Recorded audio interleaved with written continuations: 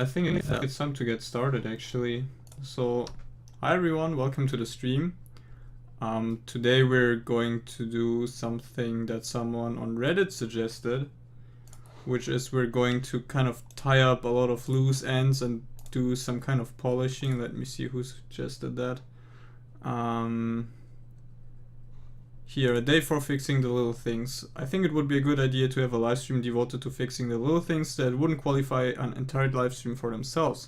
Things like road creation, deleting buildings, toggleable info panel, and so on. So yeah, this is exactly what we're going to do today. I will probably have to re-announce that, I just realized, for people who just join in. Yeah, like always, let's get started with some Q&A. And after that I will announce today's topic again.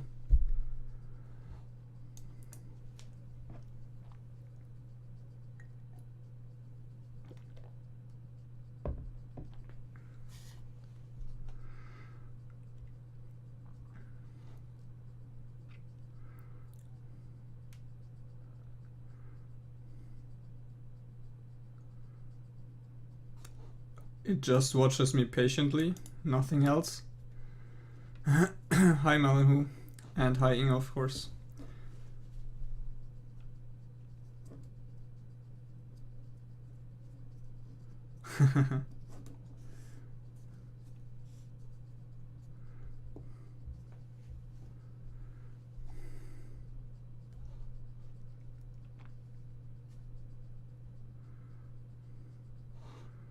Let me see if the stream recording works, but looks good. Yeah.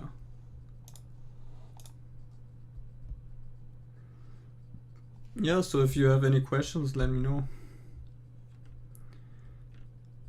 To what role do you want government to play in the game? Do you want an election minigame or have the player more as a figure of God?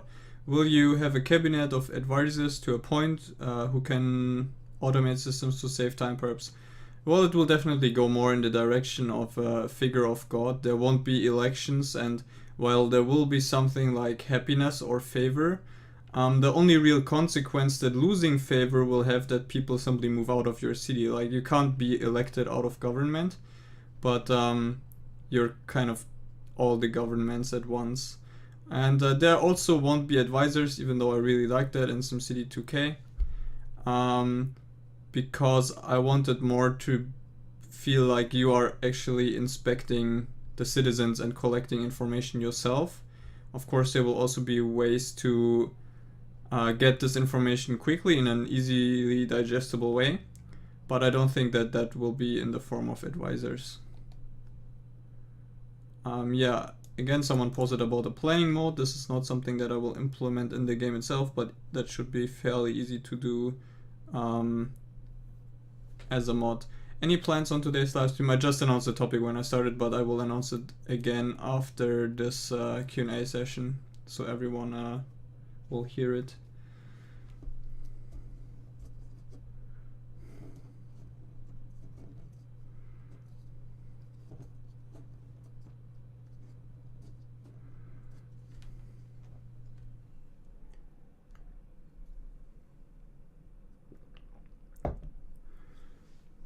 What are the plans for public transport, and will it get airports?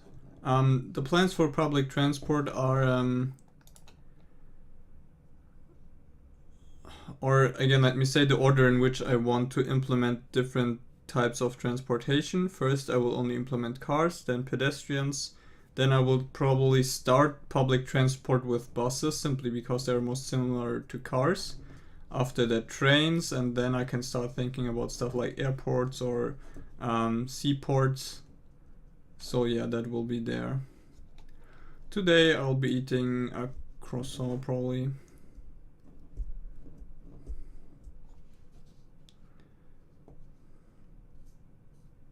Yeah, I mean, this just reminds me that I can very well imagine that there are just some mods that basically become default or mainstream that just everyone uses, but that allow me to still keep the core game very minimal, because all extended features such as a planning mode can be mods. Now that roads are progressing well, how soon much work would it be to get rail working? In a pinch, it would simply be a retexture and changing of certain variables, right? Yeah, it needs stations, exactly. And the way trains can move on rails is of course different than cars can move on roads, because they can't simply change rails. They only can do that where there are switches. But in a way, it's even simpler than how cars work. So yeah, as you said, it should be pretty straightforward, but I won't do that now. The more interesting part or the most difficult part for public transport will actually be the automatic scheduling of different lines and vehicles, and this is something that I will have to think about a little bit.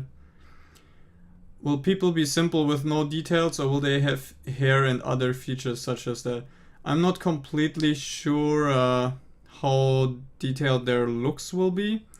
I might come up with a kind of hybrid solution where their models in the world don't really show too much detail, but if you hover over them, you will get an information box about them, and maybe inside there might be a little procedural portrait or something like that,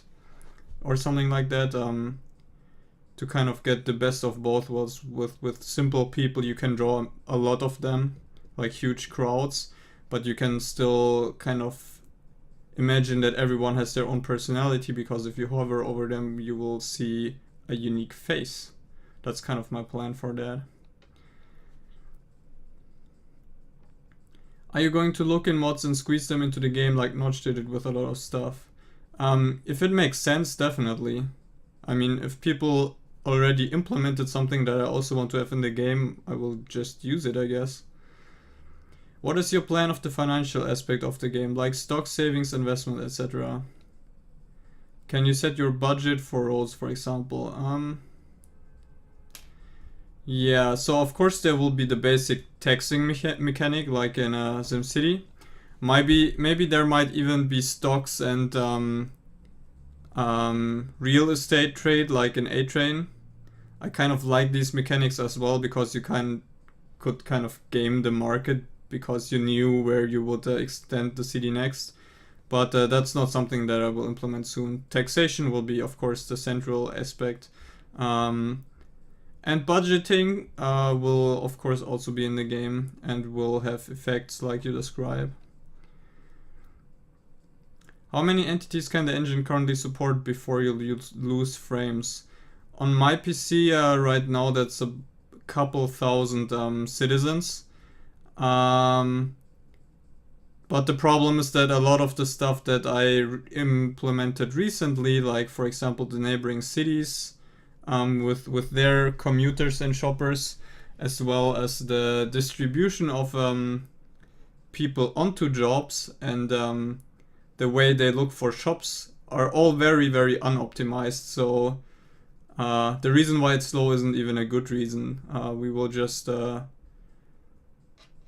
or let me say it in another way, it will be pretty easy to optimize even more, so don't pay too much attention to what the performance is like now. Maybe this will even also be something that we do today, let's see.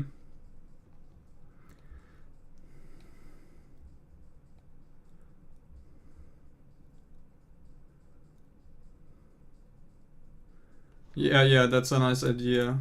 That's a good way to do schedules. Yeah, for buses it will probably be as simple as this. The problem with rail is that you have to kind of not only schedule when they arrive and leave, but you also might have to schedule switches to make sure that each train actually gets the piece of rail that it needs, which is especially complicated if one piece of rail can be used both ways and there are no rails to kind of go past each other, but I will see about that. Will there be scenarios, pre-built cities, etc.? Yeah, and they will come simply in the form of save games, I guess. I had a system idea for budgeting, that you allocate departments budgets that they can auto spend money on most important projects up to that level. This can be overridden if players want to micromanage, but it allows quick management. In Sandbox, for example, you set all budgets to maximum. Do you have an example of what different projects one particular department could choose from? I can't imagine that right now. Which MacBook did you get? I got the 13-inch 256 gigabytes SSD and 8 gigabyte RAM one.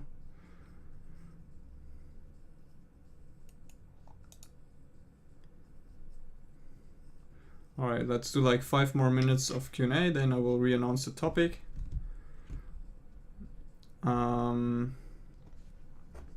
Yeah. How's the economy implemented? Good question. Basically, all it does so far is think about resources. It doesn't think about prices yet. And it's kind of divided into macro and microeconomy. On a macroeconomy level, the city keeps track of how much resources and work each household produces or sells. And kind of uses them to determine demand for these resources and for work. And that includes stuff like I introduced in not this update, but the update before that. It includes stuff like imperfection of knowledge. So they aren't actually completely sure how much is produced when the demands are calculated.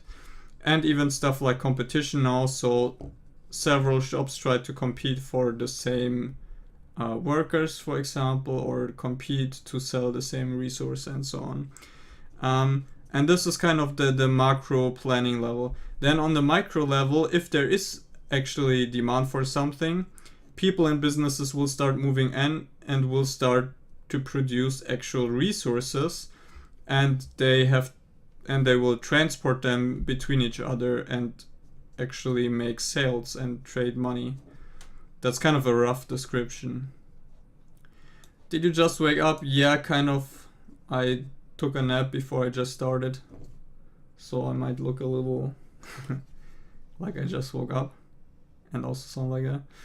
Would you consider achievements that are obscure, like detecting a population where all residential, commercial and industrial are separated, or making a city of only women and children, or a city with only old people? Bizarre achievements. I think that in general achievements can be really interesting if they're done well, and I think are especially interesting in an open-ended game like City Builders.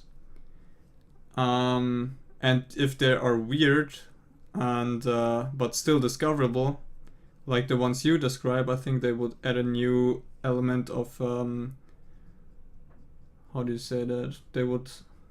They would offer new challenges even for people that have played the game for a very long time, because they basically invite you to do these kind of crazy things.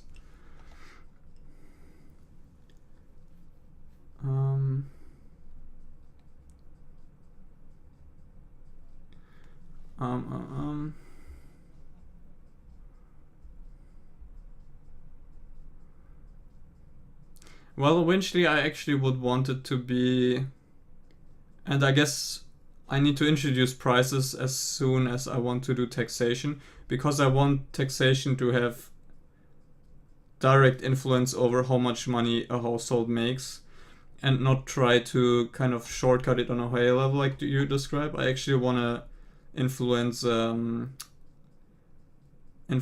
directly. What? Here it's here it's 3 p.m. now, so of course it's light.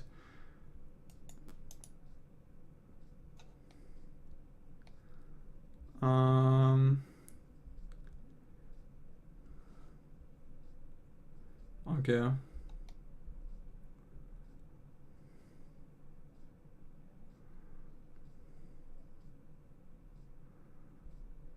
Oh, I see. Yeah, I will need to see in how much detail I model all the different departments and services. But yeah, if they are really modeled in this much detail, which I hope they will be, they will also assign budget automatically to these different things like you describe. Hi, Lord Sleepyhead. No, I think it's not so bad that I should put on my baseball cap. It's fine. Competition between shops would mean items and service will have a quality. No, they don't necessarily have to compete over quality. They can just compete over distance, for example. On a typical day, how many hours do you spend programming? Really hard question because I almost don't have a typical day. I guess if you average over the whole time since I've been doing Citybound, probably like 2 or 3 hours or on average, if not even less. Yeah.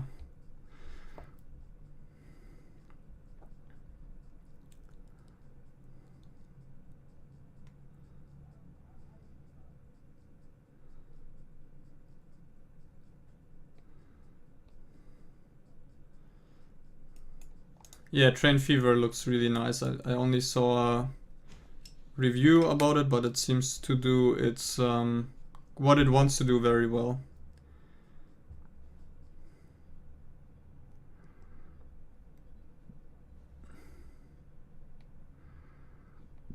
Okay, I'll have a look at how A-Train 9 does stations.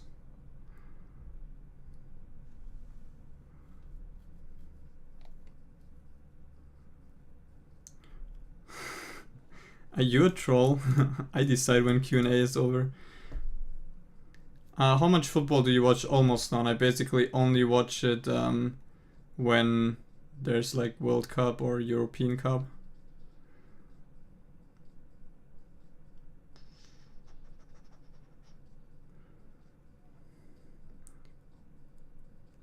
When will we see mixed commercial residential? You hardly ever use them in your videos. That's true, but right now I only don't use them because our residential zone already includes a higher density that kind of makes growth or accelerates or makes growth quicker to get.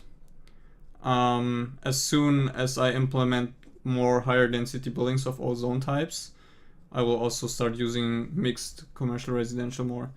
Will you spend some time encouraging community by providing easy ways for people to share cities?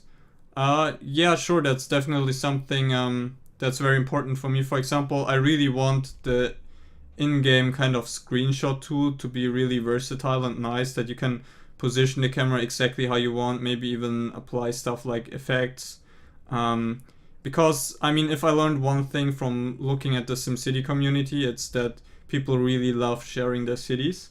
And the easier I can make that, the better. And remember that what Citybound runs in is basically a browser. So in theory, it would even be able to. In theory, you would even be able to kind of share your city on Zimtropolis or Reddit or whatever directly from within the game. I think that would be pretty sweet. Do you have a sketchbook or a notebook or something to organize the creative part of your design process? Do you have things you would really like to include in the game but have no idea how you can do it? Really great questions. That's why I'll continue a little more with Q&A.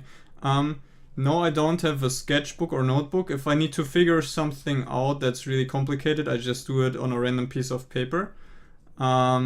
So far, these have mainly been geometric kind of experiments, because everything else I can figure out pretty well in my head. But some of the more complicated geometric stuff that I needed for construction of roads, I had to actually draw and figure out on paper.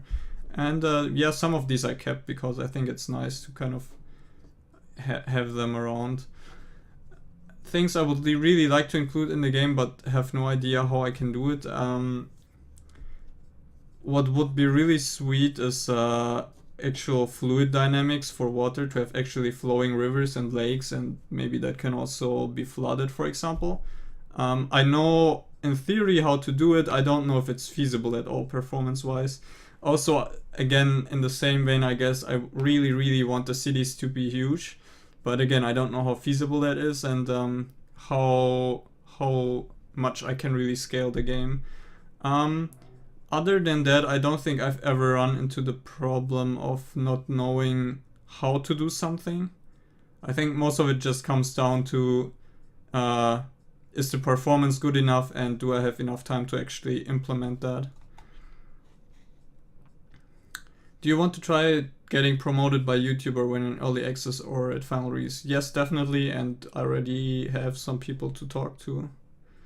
Will we be able to add slip lanes? Yes.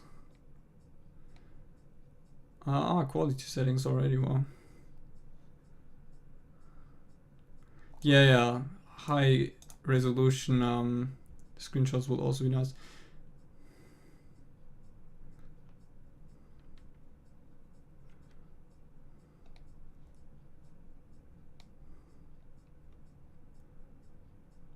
No, I don't have a code to auto-generate a city, but I can use the save game feature to kind of test progressively bigger and bigger cities.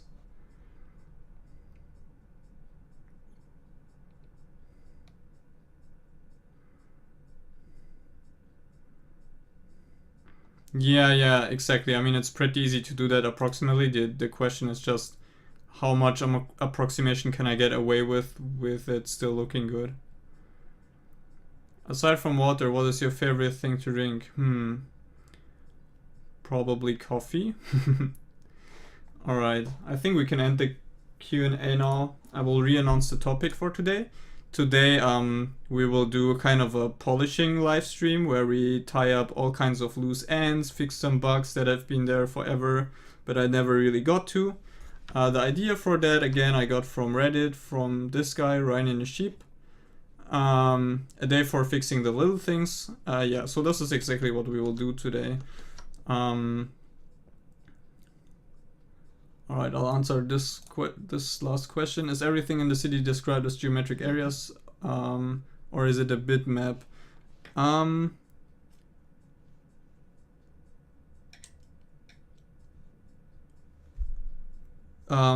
Roads and building geometry are of course geometric. Zones right now are bitmaps, but I've started to realize that that's not a good way to implement them. I will switch them to be geometric shapes in the future as well. So there probably won't be, except for maybe stuff like the pollution map or something like that, there won't be a lot of bitmaps.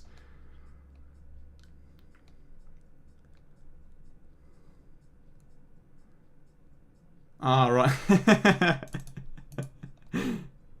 Okay.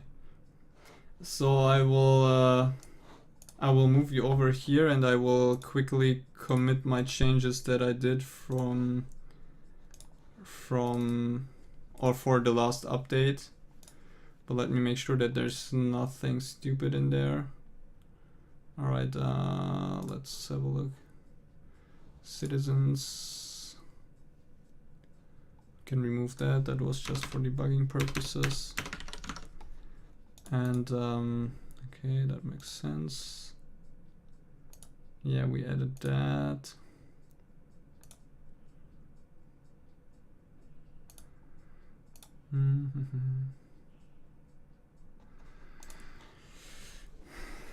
Okay, what did we add?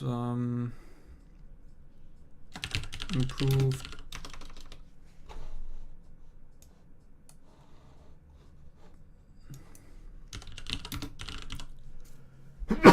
Sorry. Improved performance of job and shop lookup. What else? Added theoretically infinite steps of time acceleration, and I think we just fixed bugs with transportation where or so you can now assign a new trip to a car when it already has one. This is what I did for the last update, yeah.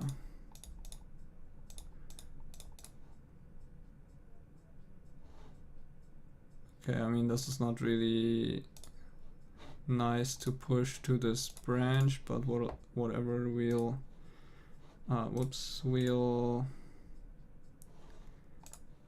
We'll merge that back in anyways, yeah.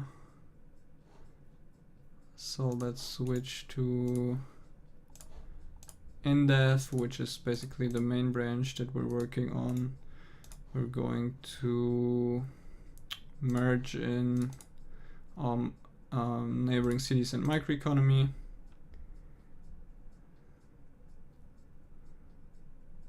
Alright, let's see if that did what I think it did. Yeah, okay, great. Well, sad to see you go, Modern Who.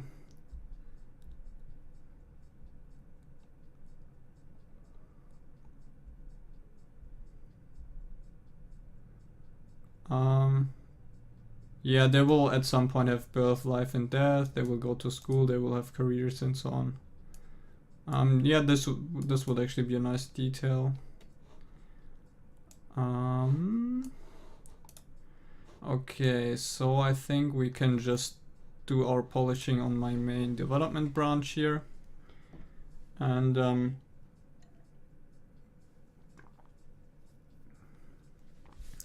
after I got some more water, we can get started. Let me think what we can start with. I guess we can just follow Ryan Ninja Sheep, how I learned his name is pronounced. His suggestion that we can do, for example, road creation, deleting buildings.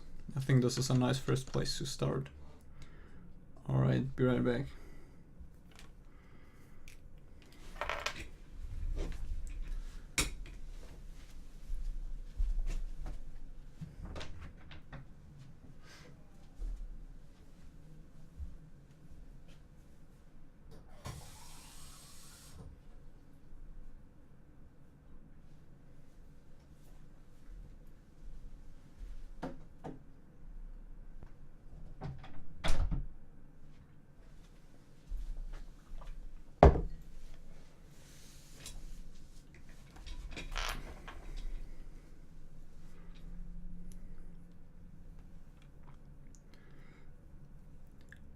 And yeah, also we'll stop half an hour earlier today, so I will only do 2 more hours of streaming, but I still think we can get a lot of like small things done today. So yeah, let's just start up the game. What we want to do is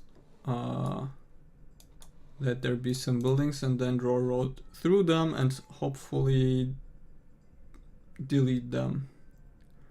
At first we can delete them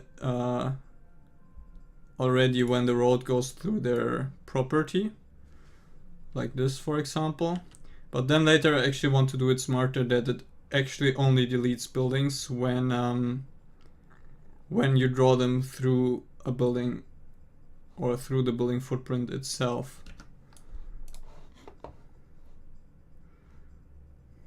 Alright, hi Stanley, nice to have you. So we already have the functionality to delete buildings, so we should be able to use that pretty straightforwardly. We just have to find out which buildings will be deleted.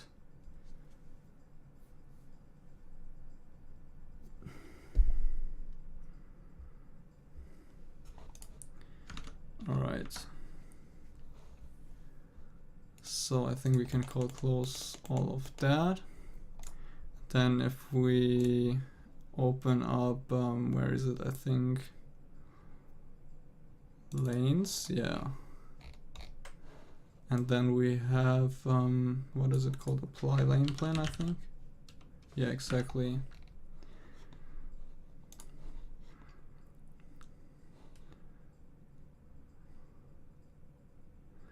So here we actually have to, whoops, find out which buildings are to be deleted.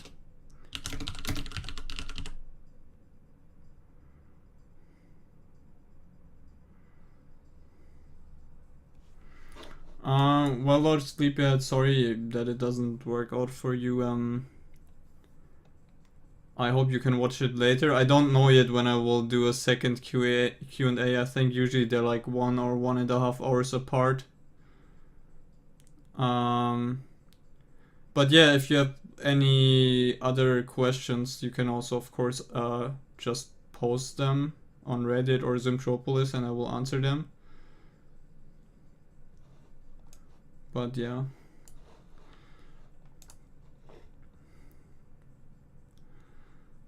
So, we can actually make use here of something called the collision polygon of a lane. And yeah, we can make use of that. And let's also open up our buildings module, because we will use that to find out which buildings are potentially affected. And let me see, we can use this building lookup thing, which I won't explain in detail, just know that we can use it to find out which buildings to delete. And we can actually reuse some of the code that we added when we implemented higher densities and higher density buildings replacing lower density buildings, because there we do basically exactly what we want to do now. We know the geometry of the new building and we have to find out which old buildings lie inside that and then delete them. So what we will do is we will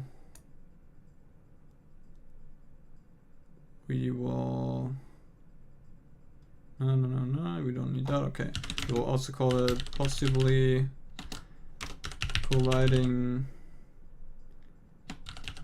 buildings.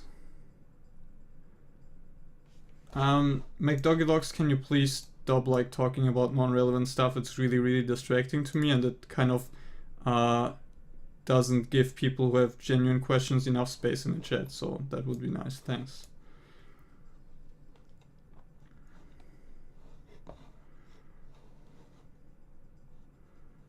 Yeah, I mean, I post a Reddit, I basically do a Reddit post for each live stream, so just feel free to ask questions there. I will add in like a sentence you can ask me here as well next time.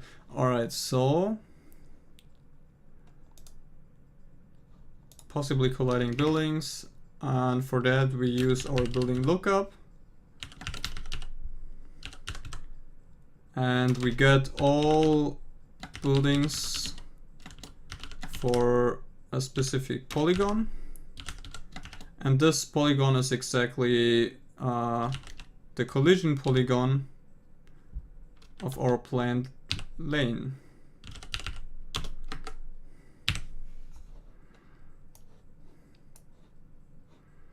Now, this building lookup only gives us an approximate set of buildings that might collide with our new lane. So we have to check if there are actually buildings inside there. If there are buildings inside there that actually collide with the road.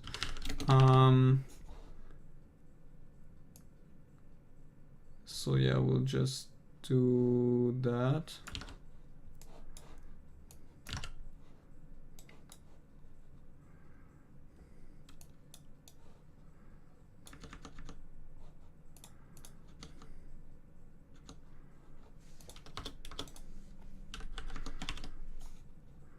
So we want to check the polygon relation between the lot of the possibly colliding building and our planned lane collision polygon.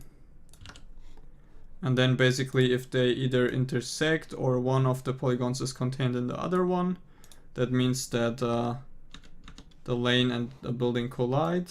And if they collide, then we will remove the building.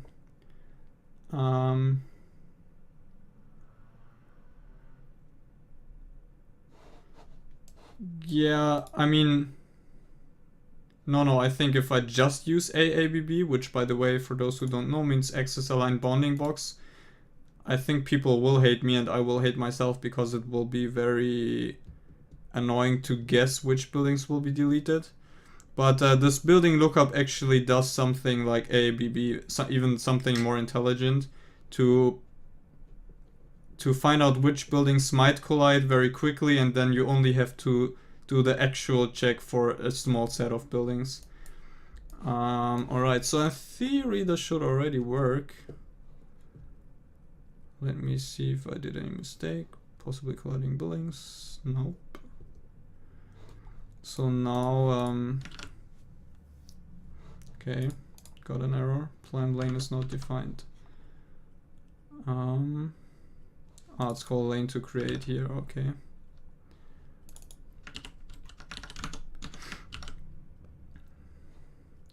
Can I read property length of null?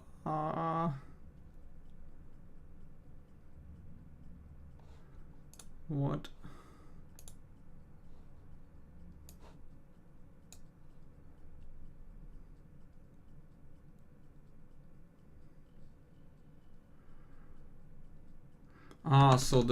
Okay.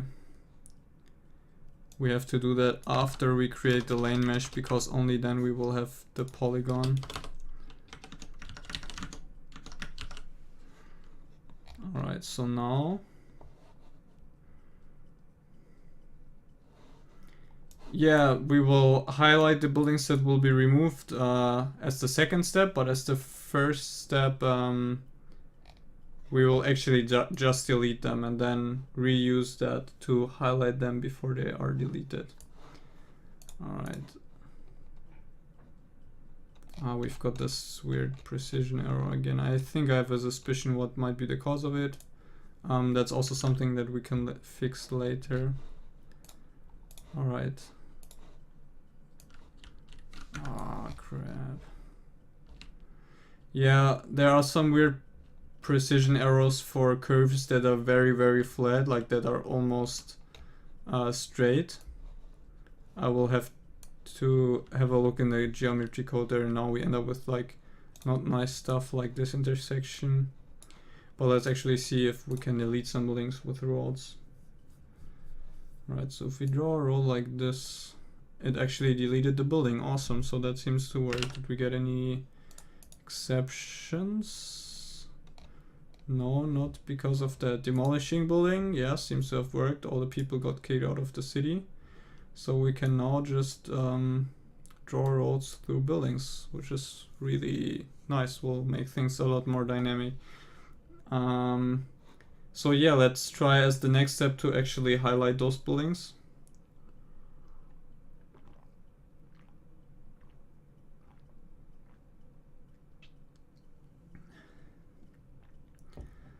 And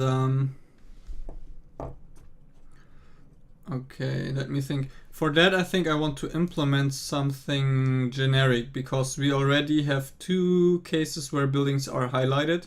One of them is if I open up stats, I can hover over buildings and they will get this white highlight. And if I want to manually delete buildings, they get this orange highlight. And at the moment, that's just a completely copied code. And oh,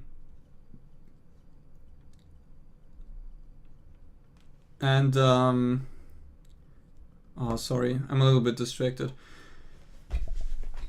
We can implement a generic like building highlighter module and use that for deletion and information as well as to show which buildings will be deleted by a road. Okay. So let's actually start implementing something like that. Let's create a new file, call that highlighted buildings.js. Okay, let's try that again. Highlighted buildings.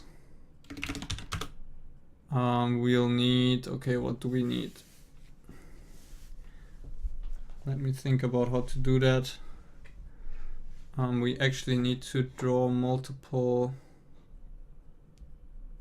line geometry. So let me see how I did that for example, for stats, line basic material.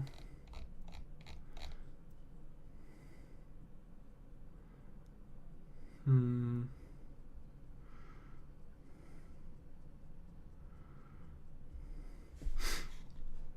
not completely sure if I can actually create multiple line geometries in one object, so I might just have to create multiple of those, which might be bad for performance if we need to highlight a lot of buildings, but since we're only dealing with small numbers at first, I think we can just do it like that.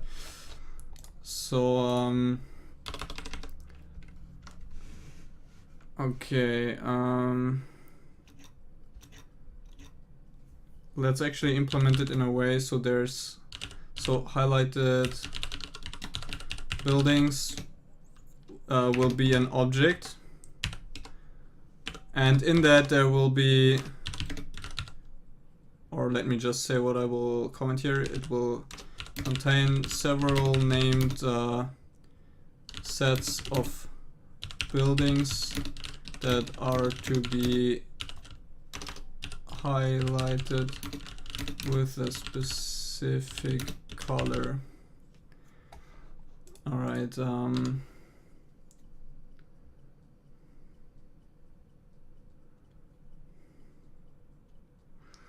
So basically, I think we want to have two operations here. We want, let me think, highlighted buildings. We want add buildings, which will take highlight group name, and of course our array of buildings to be highlighted, and we'll implement that in a second. And then we want to, or just, let's call it just add and clear, and with clear we can clear a whole highlight group. All right, so if we add and if we add them, we also want to set a color, so let's call it probably not add but more like set highlight group name, color, buildings to be highlighted. All right, so what we will do is we will add an entry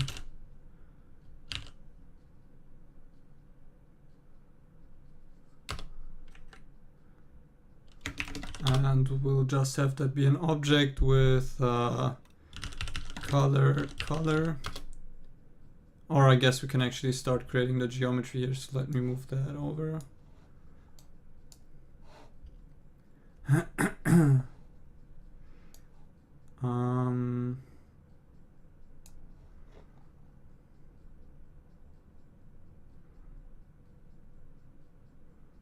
Yeah, so let, how to do that? Okay, so the highlight geometry is a new 3 geometry.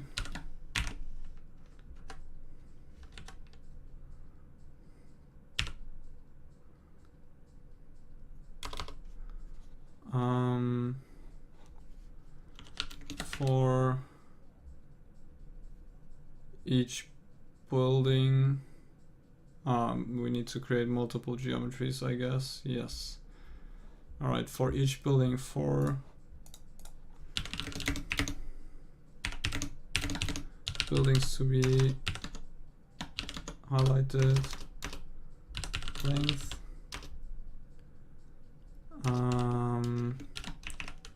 iterate over that.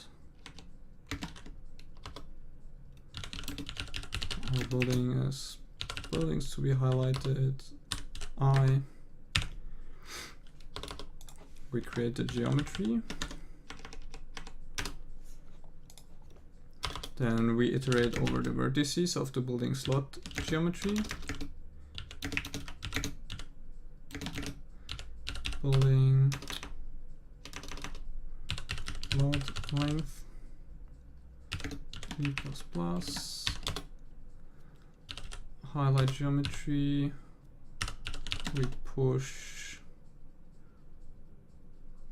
building plot the width vertex, and yeah, we do that. And then we have to push the first one again, I believe. Yeah, exactly. Because we want a line segment that goes around the whole way.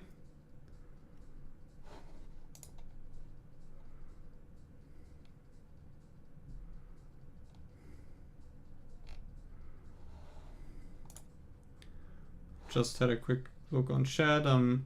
If you want, you can ask me about the procedural cars idea in the next Q&A again. I have some things to say about that. Alright.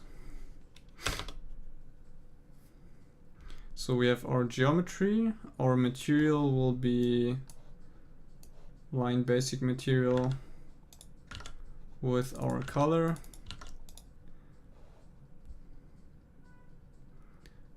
And then we can actually create the mesh.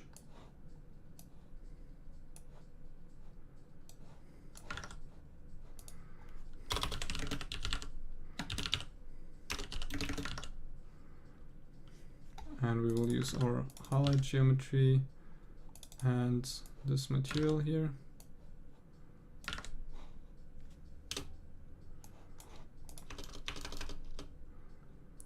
And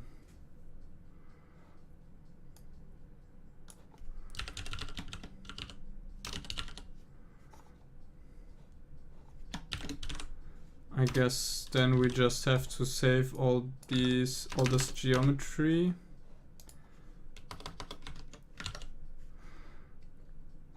Yeah.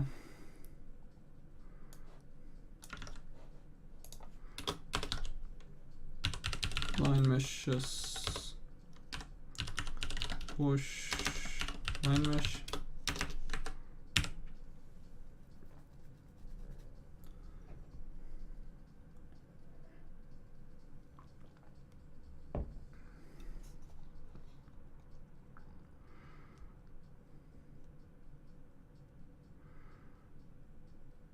Alright, so now we have these. We actually, okay, we also need to add them to our rendering scene. For that we need to create our init function again where we get the scene, and then we can use that here to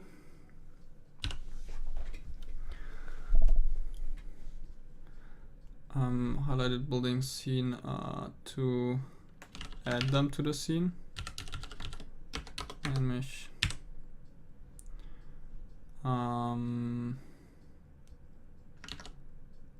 Okay, now if we want to clear a highlighting group, we have to iterate over its line meshes.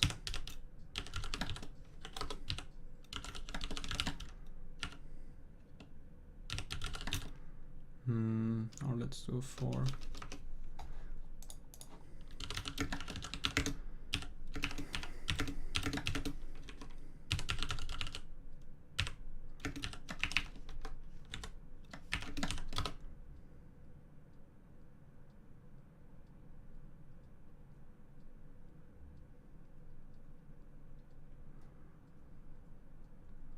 Alright, we can remove them from the scene.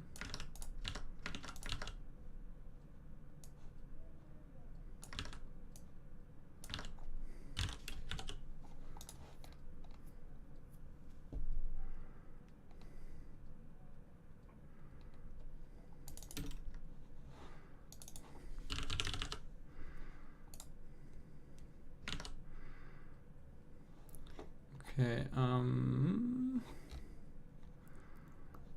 let's make sure this module gets loaded.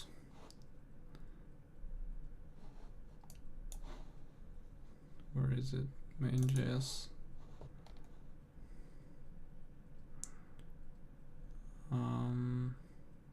What would be a good place or logical place?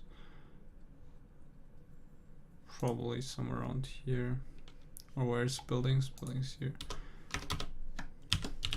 Highlighted buildings. Just let's load that here and then in start.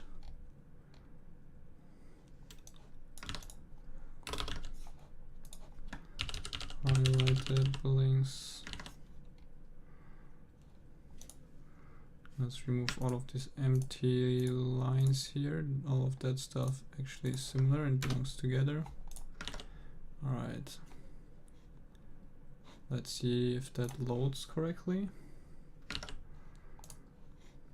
Yeah, seems to work. So now we can start using that instead of our own solution here.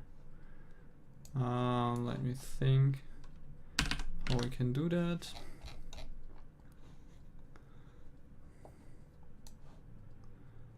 If there's a boolean under our pointer, yeah, that makes sense. All right. So we actually want to do highlighted buildings. We want to clear, and we call that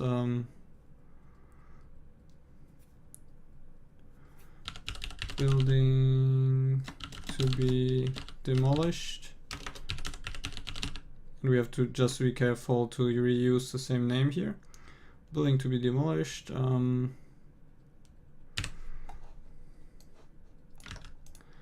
here we add building to be demolished. The color for that, I should probably have saved that. Let's use git. Oh, I can close this. Let's use git to find out what that was.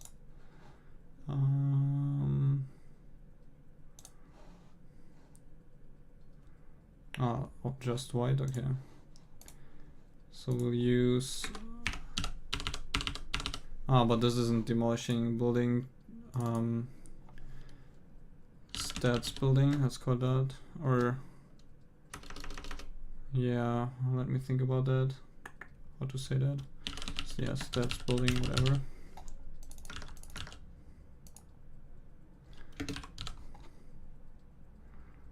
Or let's call that inspected building, that's more descriptive. Inspected building.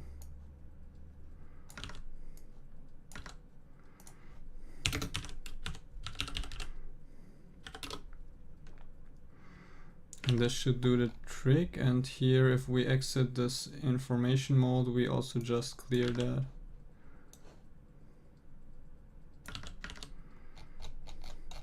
Let's see if this still works, or if it works with our new implementation.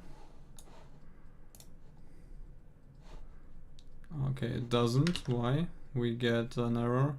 Cannot read properly length of undefined. Where is it? 33.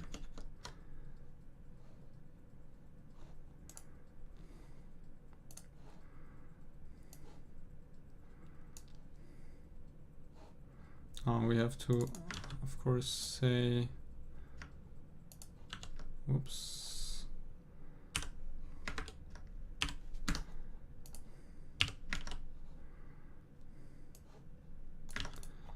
And if that exists even.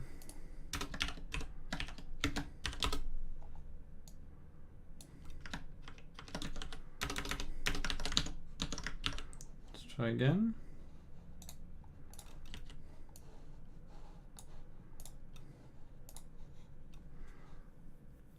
Still doesn't work. Undefined is not a function. 1 to 6. It's not add, it's set. Try again.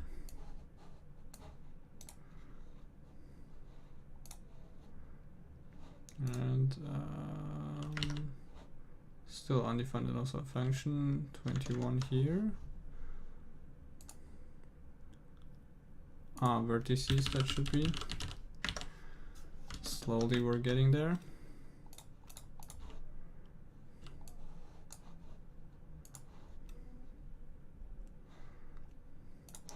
Mr. Joltian, today we're basically doing a polishing live stream. Right now we're implementing that buildings get deleted when you draw roads over them, and for that we decided to create a new generic building highlighting module, which doesn't seem to work yet, which we will also use in a second to highlight which buildings will actually get deleted by roads. Let's see, 24. Vertices again. I should have done that, of course, immediately.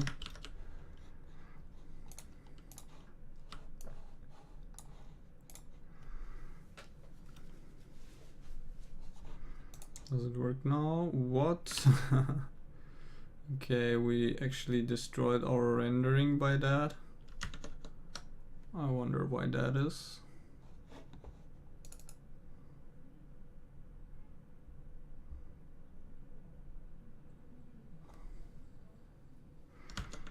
Let's try to catch that and see what happened.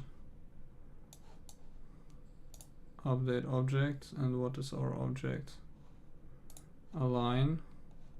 Geometry, what do our vertices look like?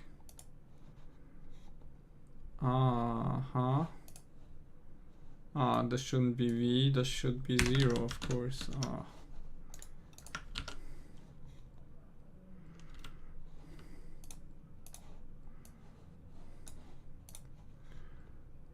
Alright, now it works again. You can see the highlight here.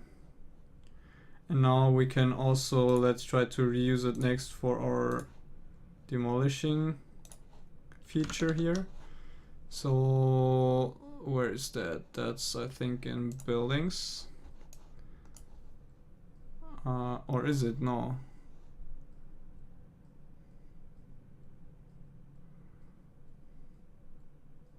Demolished buildings, that's where it is. We don't need that.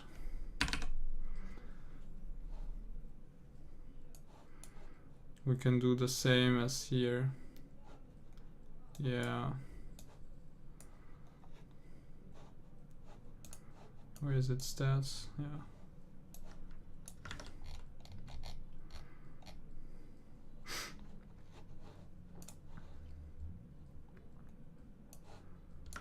We cleared the building to be demolished. And here we set it. We do the same.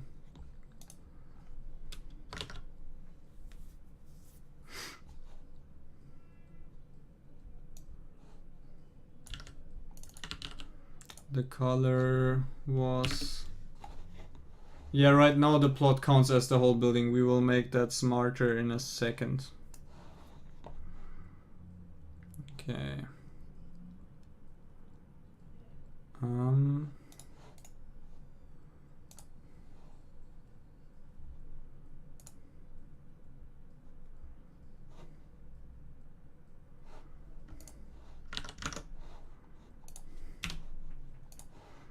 So the color was this.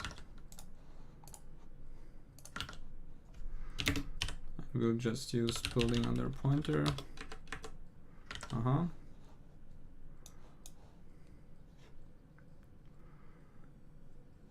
Okay, so now this should work again. Whoops, what? That's interesting.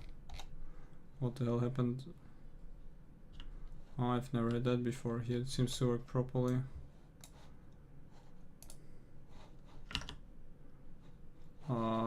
What? We crashed it? We froze it? What just happened? No, seems to be fine. Okay. Okay, and this also works again. So now we can also use that to highlight buildings that are about to be deleted by road.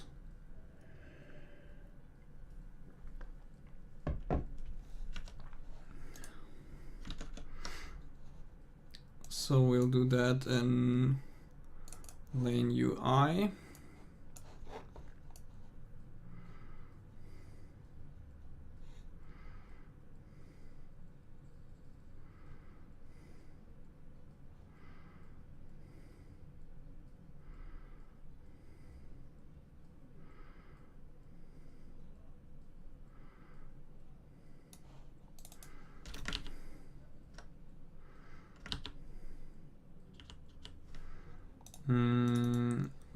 let's also do that there. No, would that be a good place to do that?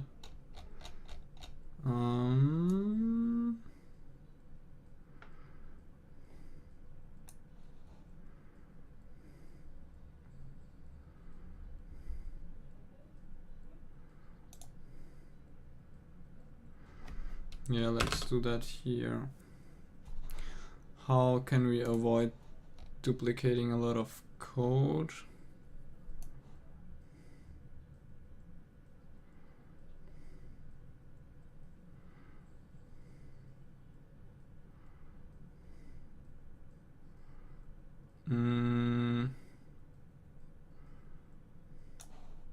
Okay, I will think about how to do that smarter in the future. For now, I will do very ugly copy and paste.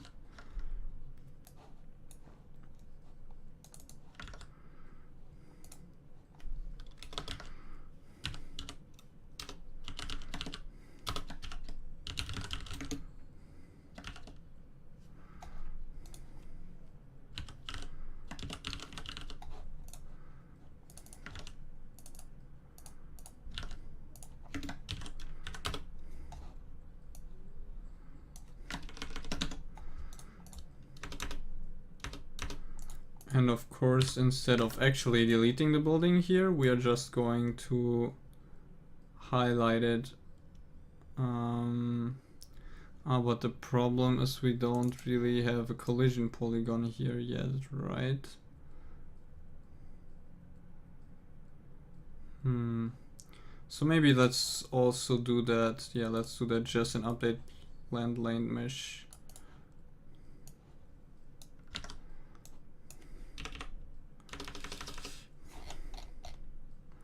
So here we actually have the lane vertices, yeah.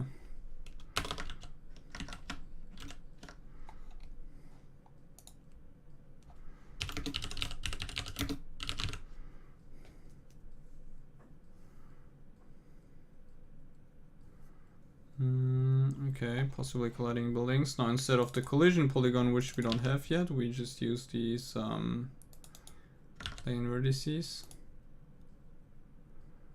Okay. And we will highlight them.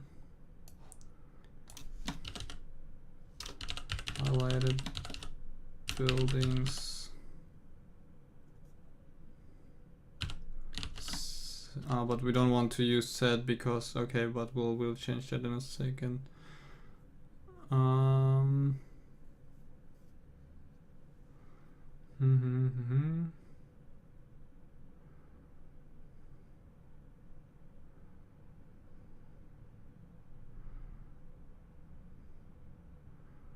Okay, let me think. Buildings to be demolished for lane. Long name, whatever, it's descriptive. We will use the same color. By the way, how many viewers are we at right now? I'm kind of curious. And yeah, here we have to add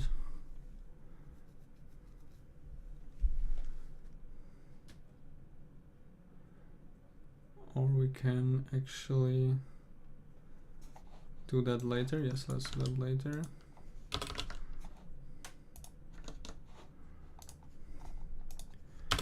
Our buildings to be highlighted.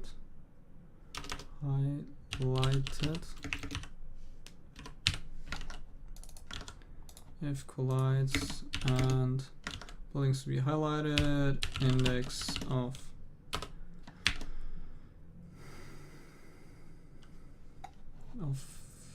this guy. Let's call that just building.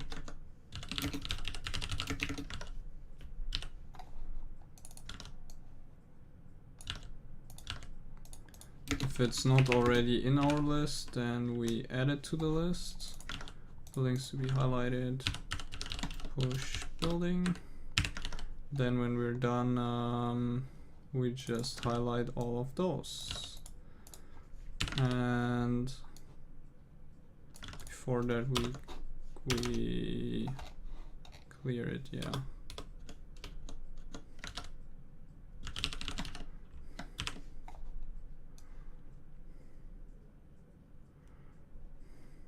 Alright, 70 viewers, not bad. Guess most of them are from Europe. Let me know in the chat where you are from. Again, I'm kind of curious about that. Okay, this should already work. Let's see.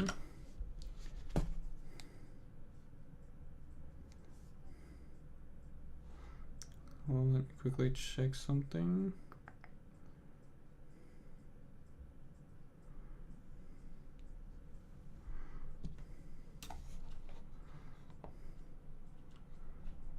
All right, nice.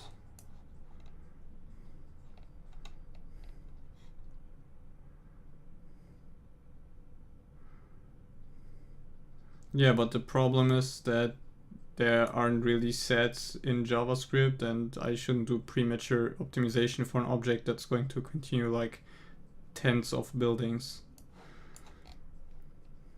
Thanks for letting me know where you're all from. That's really interesting.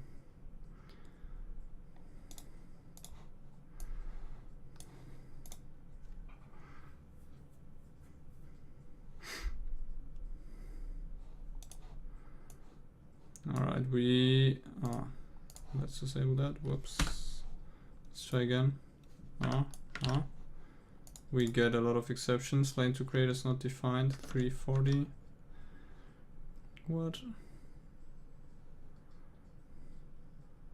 This should be planned lane in this case. And we also need to use lane vertices here. Yeah. Lane vertices. Okay, let's try again.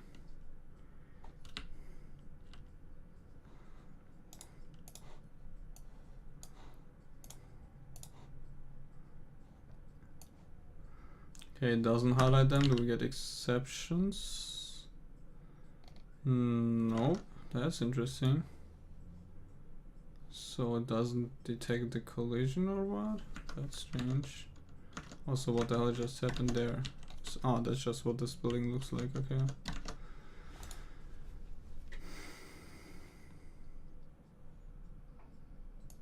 This is wrong. If the index is equal to -1, it's not in there yet, and we should push it, sure.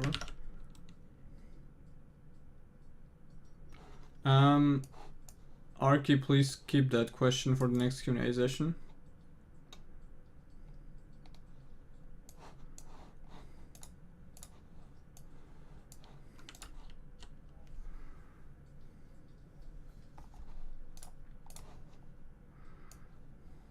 Yeah, seems to work. Do you see that? Looks awesome. And if we do it, those actually get deleted, but we should of course clear that afterwards. Okay, but sweet, it already seems to work.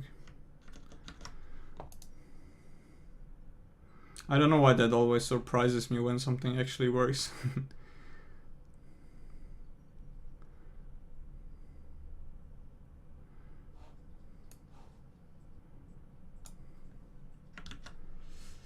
Okay. So when do we want to clear that? I guess when we're here. Okay, after, yeah, when we do this.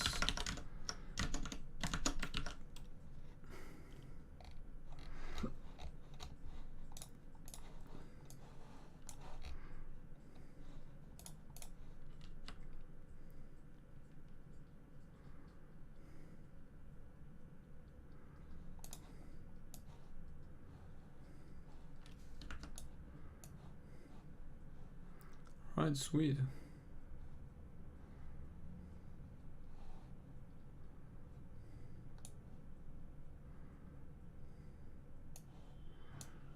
So now we can just create roads, buildings in the way will get deleted. We'll refine that in a second. Whoops. Okay, to actually only incorporate the building footprint.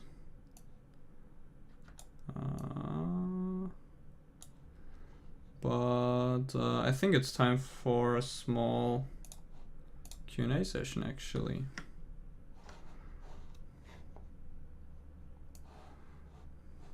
Okay, hold on, I will get some water, I will eat my croissant. But you can already start asking me questions, I guess. Let me update the text here.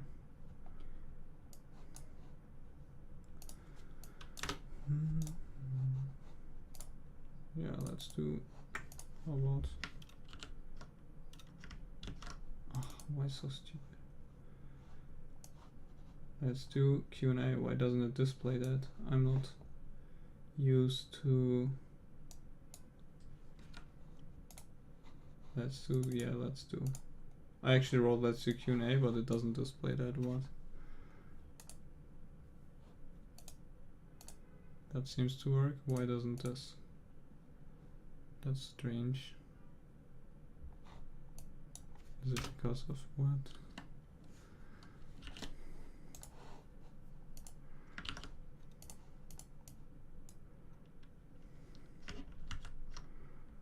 That's so strange though.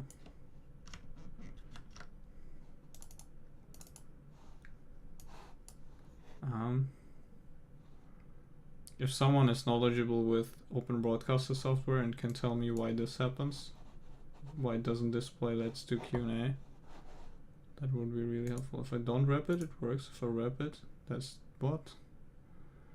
It seems like a bug.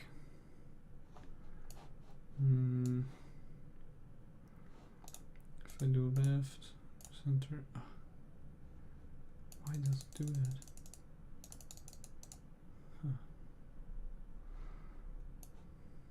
Alright, if I just write Q&A, what happens? It doesn't display the last letter after I do ampersand. What? Let me try something. No. Q and A. It doesn't display the last letter, that's crazy. Or the last word, I guess. So if I write, let's do Q&A. A, maybe? No, what the hell? What? It just eats like the last word. That's super strange. Okay, whatever, I can live with that.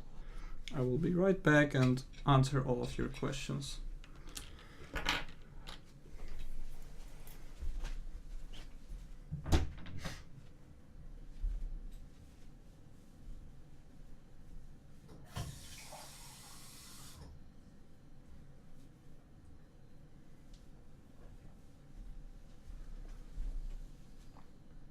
I will even get a plate for my croissant like a civilized human being.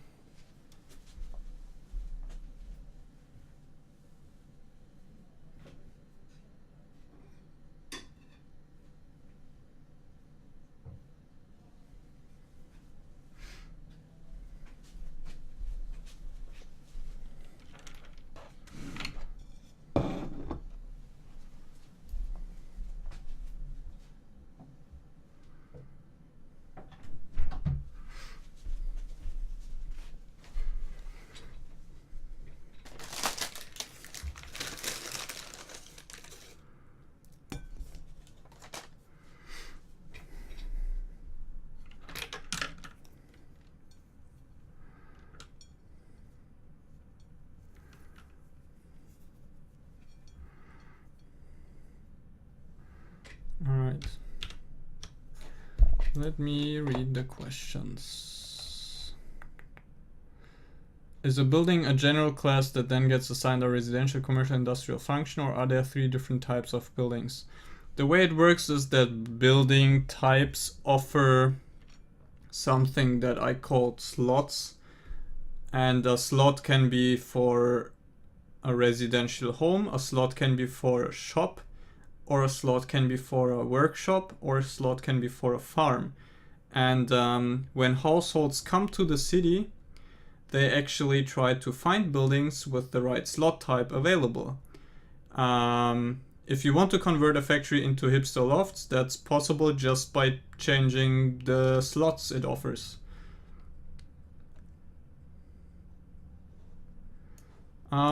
That last T-junction was pretty sharp from one end. I guess you mean this one. Will there be tolerances that force certain lanes to not be created? Yes, there will of course be these kinds of maximums and minimums that won't allow you to do some crazy things. Procedurally generated vehicles.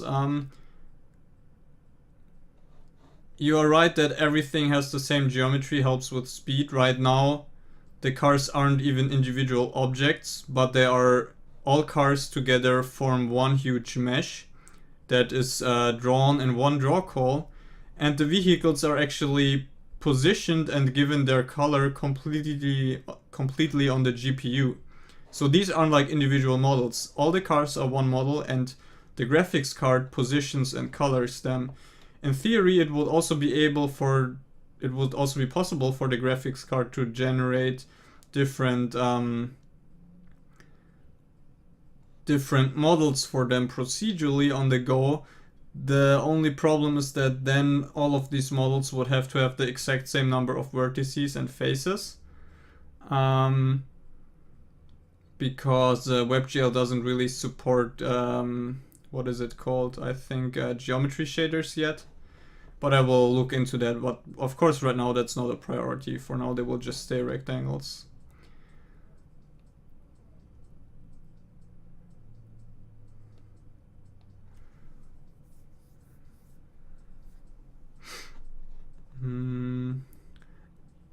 It could be neat if you could individually repurpose buildings. Yeah, as I said, in theory it's possible to do that in the code. Maybe a mod will offer that. Maybe I will even make it part of the main game. See you later, ASD.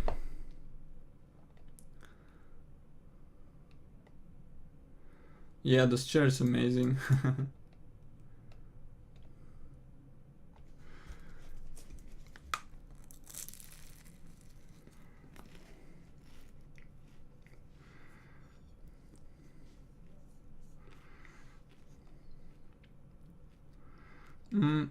I don't play music anymore because I had too much problems with Twitch and YouTube, even though I used only license-free music. So now I'm just listening music to myself, and you can listen to whatever music you want. I guess it's a better solution.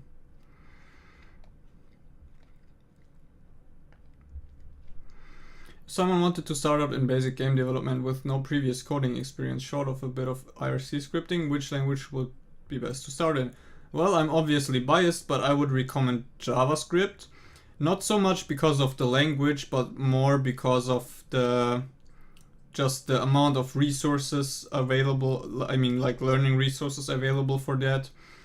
And the coding environment that you will use, which is a browser, because if you code something in JavaScript, you can iterate very quickly. You code something and you will immediately see what it looks like, and if you change something, you just have to reload the page, or maybe not even that, and see how it changes. And I think this is crucial for learning to code. So have a look at JavaScript, have a look at Canvas 2D graphics with JavaScript, and yeah, just kind of get started with that.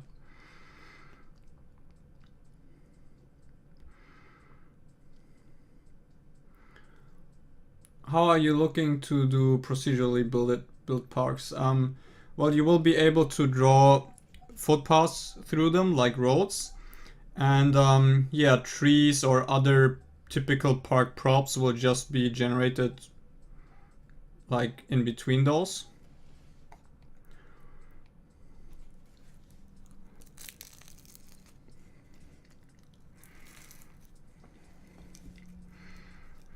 Does that mean that the same home will change the color of their car at random each journey?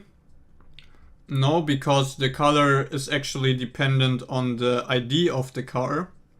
Like the color is generated procedurally, but the ID of the car is used as the seed for procedural generation. And that's why the same car belonging to the same person will always have the same color.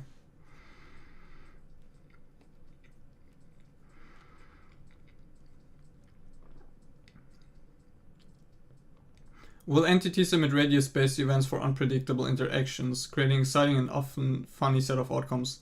Do you have some examples for that? I guess you mean accidents, or what do you mean?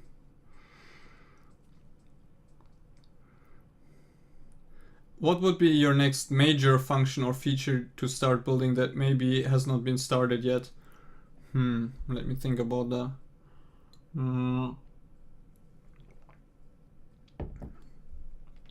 I guess pedestrians, actually.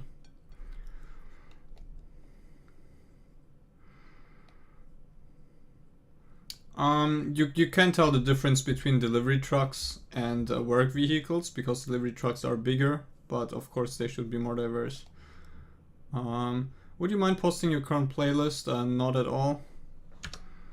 How can I do that? HTTP link. Let me see.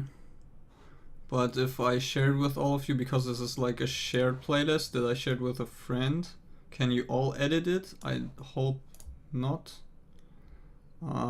Whatever, I'll just share it with you. If you can edit it, please don't destroy it or anything, and don't add anything to it. What? I'm not even logged in, that's interesting.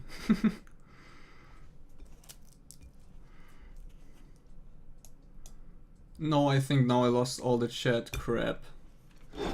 Yeah, oh, I hate that. I should use an IRC client. So please, I'm sorry, but if you just asked a question in the last like couple minutes and I didn't scroll to that yet, please just copy paste it into the chat again, because I just lost my whole chat history because I'm stupid, basically. Thanks.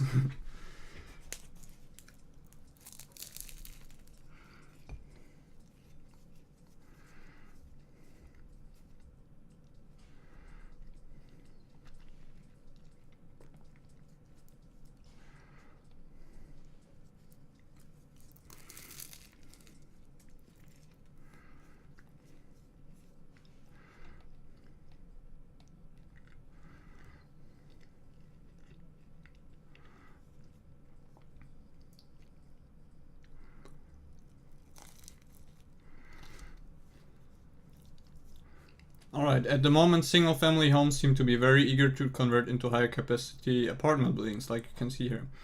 You're completely right that this is unrealistic. At the moment I only facilitated it so much so I can actually see and use those new building types.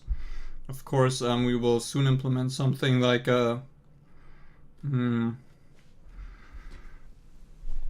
basically a system for building construction costs, and buildings will only get upgraded if it's economically viable to do so.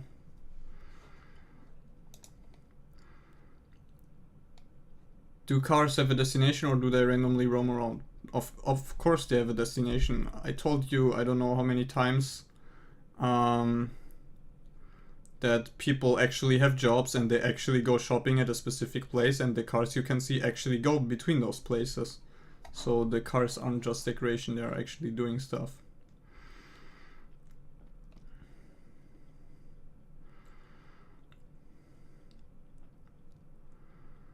Yeah.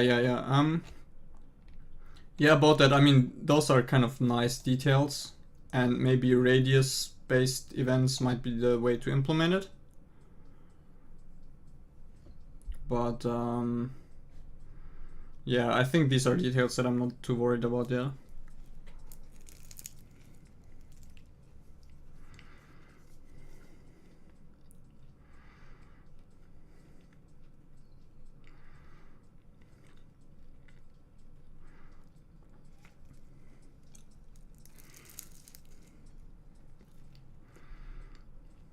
Alright, any other questions?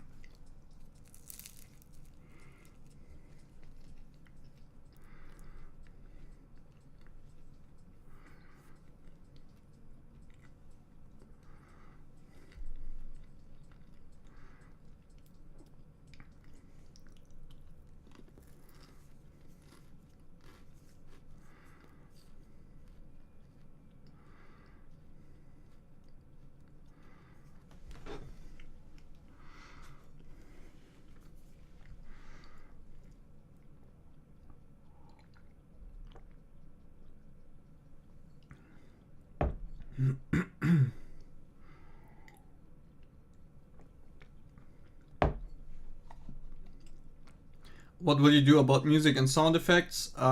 I don't know if you follow the update videos, but all the music that you've heard there for the past, I don't know, maybe 10 weeks is actually already music that will be included in the game, because I have a small team of 2 musicians that do some really great work and produce some really great music for Citybound already. And I also have a sound engineer on board already. I didn't really have him do anything yet because I'm not that far into it, and it's not that important to me right now. But you can rest assured that I have both of these areas covered very well. Are you checking all buildings in your world when highlighting, or are you using some sort of pre-selection like a tree? Well, that's basically what this building lookup thing that I use to find potentially colliding buildings is. Here, there's possibly colliding buildings. I use it's not a tree, but it's more like it's more like a grid, and it's quicker to find first which grid cells intersect with the polygon that I'm looking for, and then just look at all the buildings in that grid cell. In SimCity 4, some commercial buildings, more specifically shops, have little slots in front of them for shop fronts. When you mouse over them, you see what shop is there. Will Citybound have something similar? Yes. Let me actually zone some commercial here. And let's wait for them to come. We have demand. Is this a curved road? Yeah, maybe. Sometimes there are bugs with curved roads where buildings don't want to spawn on the inside, which is strange. Does it work here? Yes. So if we actually get information about these buildings, you can see the actual businesses, the employees they have. I mean, right now that's a little bit boring because they're all just called business. But soon these will have different names and so on. If a building starts to burn, will we need to dispatch fire trucks, or will the city do it alone? I think the city will do it alone. Will there be road construction animation? No. Buildings will just, roads will just build immediately. I find that to be more satisfying, if maybe not as realistic. But again, a mod could add that. Okay, thanks, I will. For which entities in the game have you already implemented information buildings when you click on them? So far, only buildings. The one I want to do next is cars. Yeah. Will there be catastrophes like in the last SimCity, or will you keep it realistic? I think there will be catastrophes, but I want to keep the catastrophes realistic. Car accidents will happen. Yeah, that's basically it. I don't know exactly which catastrophes there will be. Alright, please ask me your last questions and then we'll continue coding.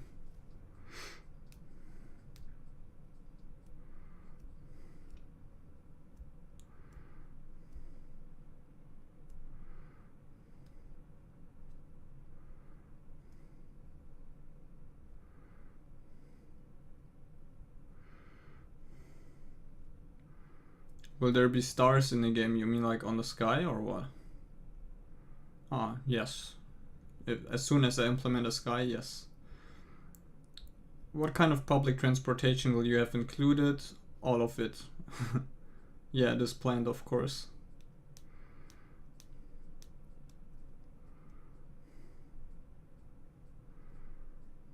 Alright, last questions, please.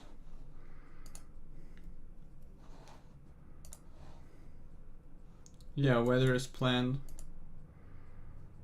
Yeah, but catastrophes that you see coming would definitely be nice. Will there be ordinances? Yes, I want there to be ordinances. I don't know exactly which ones that will be, but they should be fairly easy to implement and also very easy for mods to extend. Do you get frustrated from doing live streams? No, I enjoy it a lot. I can't remember, you were either planning to implement mixed-use residential commercial or you had already done so. If so, could you show us, please? Yes. The problem is that for that we need demand, but we can just start a new map. For them to pop up, we actually need demand for both shop and residences, but in the beginning we have that, so we can use our mixed zone here. And we should see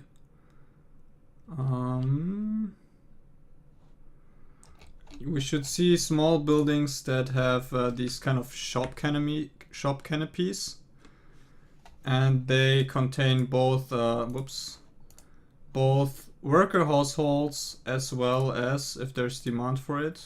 Let's wait.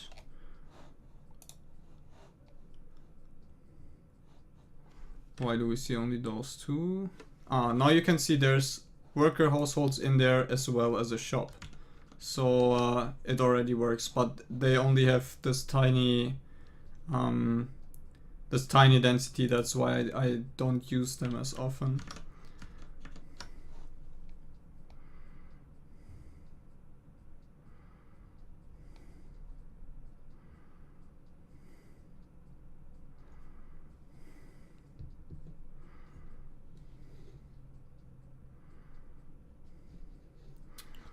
Alright, so let's actually continue coding. I will move you over to my second monitor again.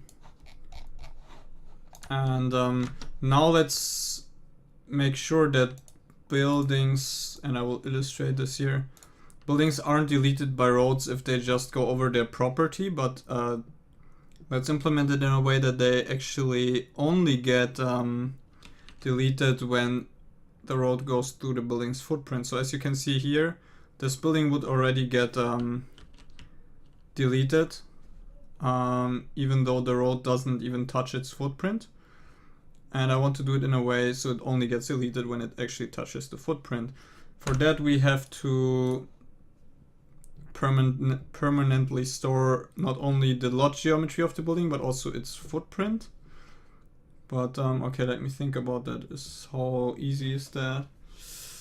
I mean, especially with buildings like this, the footprint is more complicated.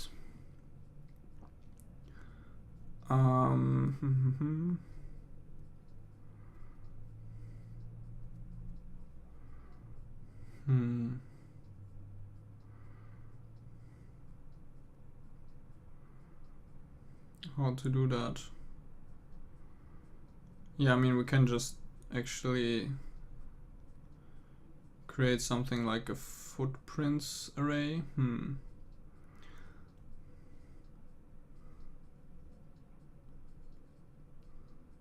The question is it really necessary? What do you guys think? Should I actually start thinking about persisting footprints of buildings and making sure that roads only delete the building? Yeah, I mean, that would be nice. Let's just do that. So let's go to our buildings module, and when we do our, where is it, create building, let's add something called let's call it footprint, and that's just an empty array in the beginning. And now we have to make sure that yeah, good idea. Let's just use the convex hull of the footprint. Yeah, that's good.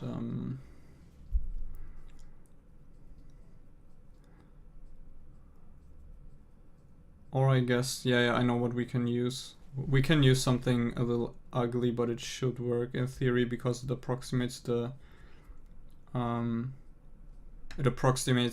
convex hull. Alright, so let's look at our building generators that actually create the geometry for our buildings, and we will just have to make sure to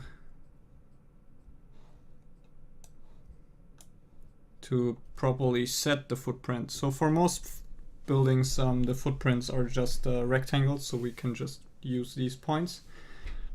So yeah, we can do something like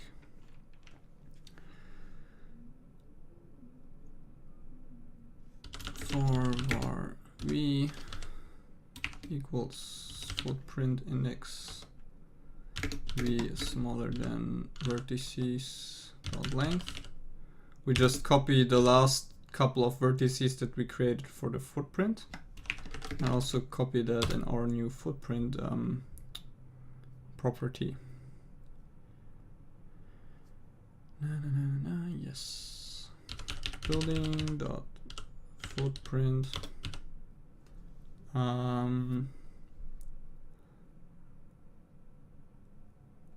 push vertices v.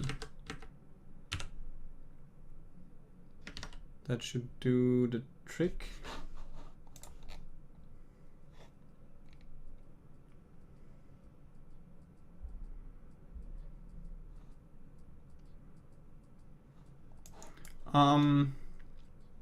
There might be a bit of a problem when buildings that have roads over the plot level up.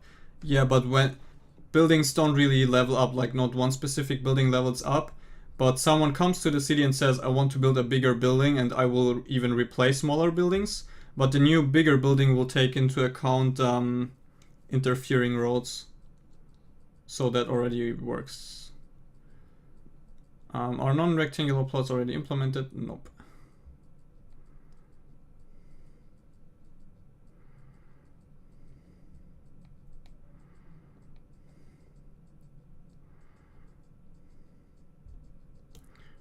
Yeah, I won't update the lots at all. They will be below the road. We will see what it looks like in a second and think of what to do about that.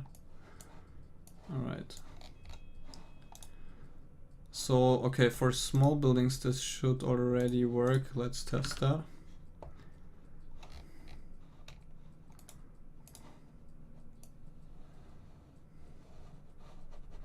Yeah, this would also be something that we can fix, this drawing problem here.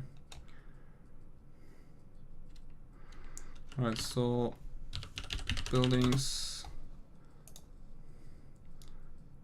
footprint, yeah, we have our points here. So now let's just copy and paste this everywhere we need it. Yeah. Small apartment complex. Now this will be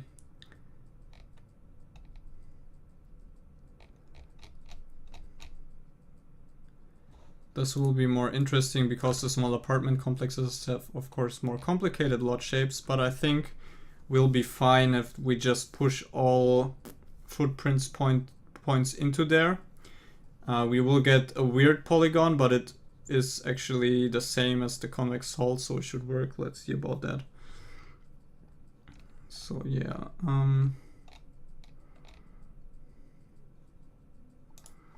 we will have to do that here, I think. Yes.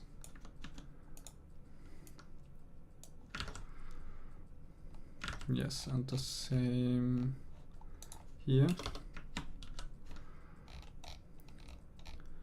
Do that for the other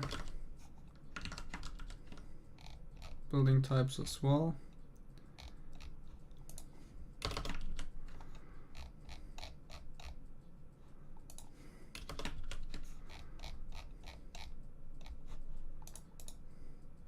For farms, we actually want to, yeah, I mean, the lot is just the same thing as the footprint.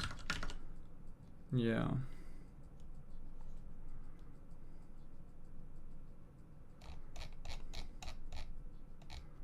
Okay, we don't need to worry about that here.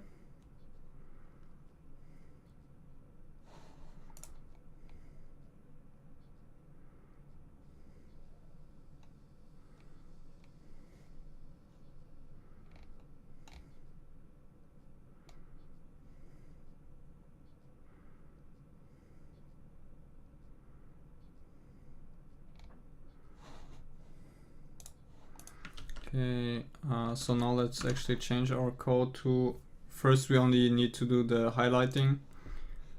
So where is it? Here.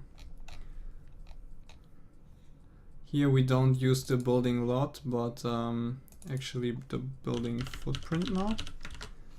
Let's see if that works. sentence I seem to say very often. But it's actually what I think when I'm going like, let's see if that works.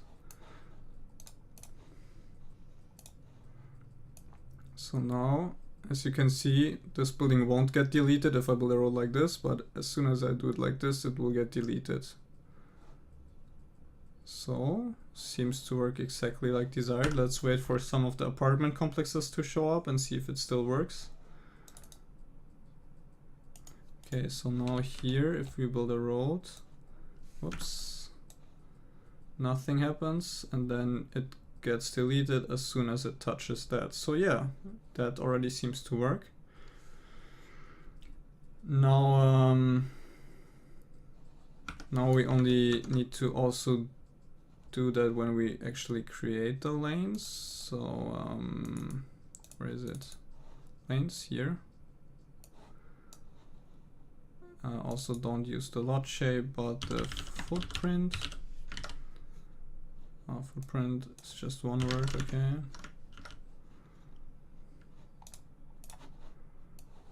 And now our deletion should work exactly as intended.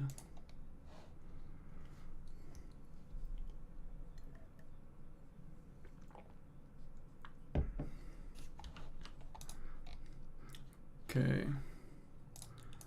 So now if we build a road like this, it should only delete this building, even though it crosses the lots of these other two buildings. And that didn't work. Okay, why is that? We used the footprint here.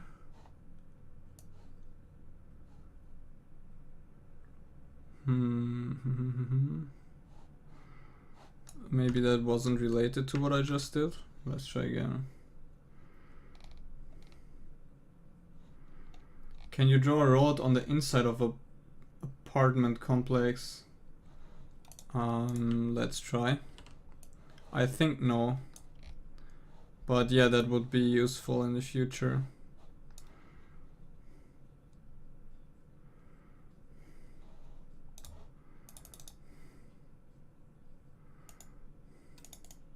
Let's see if we can actually draw a road inside here. No, that doesn't work. As soon as we cross this line here, it stops working because of the way. But here it actually works, as you can see. So I could build a road like this. Is that correct? No, okay. The deletion still doesn't work. Why is that? That's strange. Maybe because I'm using it the other way around. No, it's the same exactly. Okay, that's interesting. Let's test that a little more. Oops.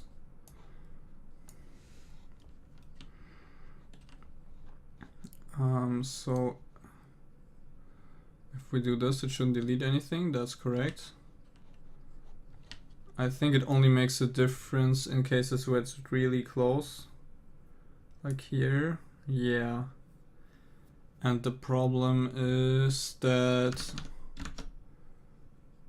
we use our collision polygon here.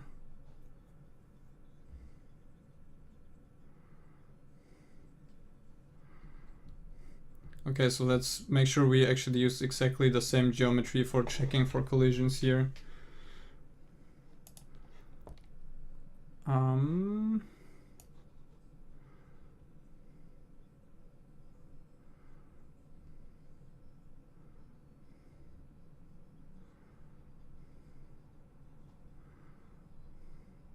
Yeah, whatever. Let's just create that here temporarily.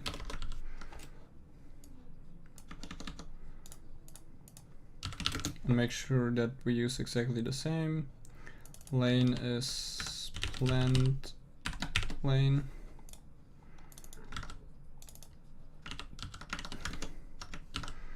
And now it should no, it should work. Alright, see you a lot, sleepyhead.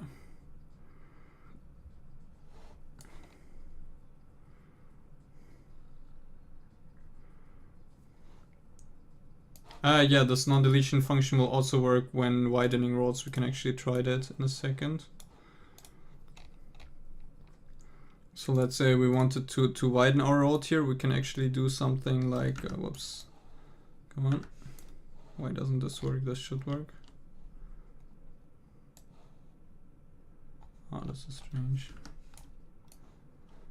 But as you can see, even if I create lanes that go off like this, our feature works. And now you can see the collision polygon is actually a little bit bigger than the road itself, which is nice to give it some kind of tolerance. But still I can build something like this and continue. I should be able to continue that here. Yeah, there's some bugs with one lane roads still. But all in all, what we just did seems to work pretty well. Can do something like this and then only starts deleting the building if we get this close.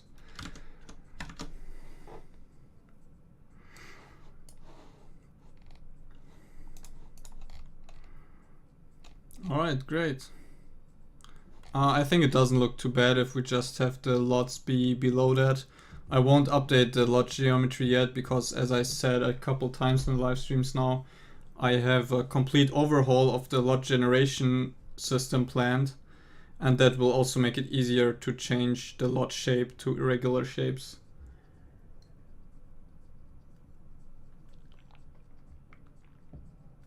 Alright.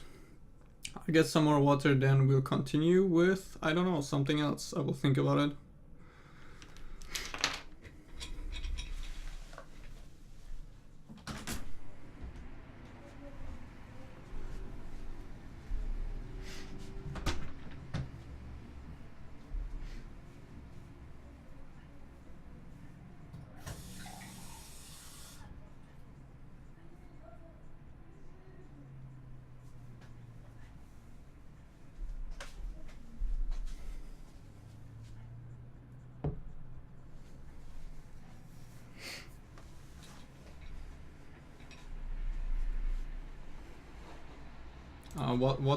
What snaps to newly placed roads?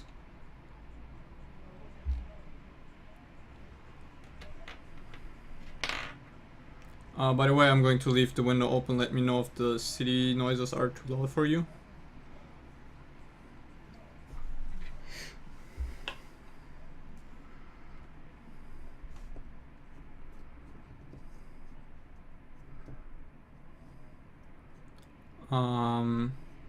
You mean in the future they will snap to it? I mean, because right now new buildings will of course always snap to new roads, and then in the future they will get kind of cut off by the new road.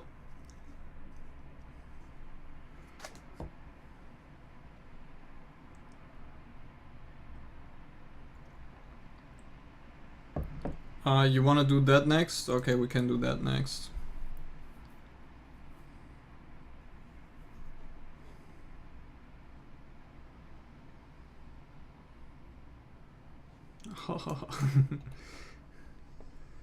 Yeah, okay, let's fix this bug next. I think it annoys a lot of people.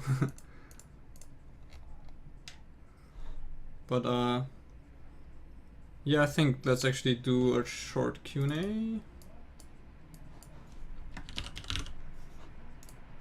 I feel like taking a short break right now.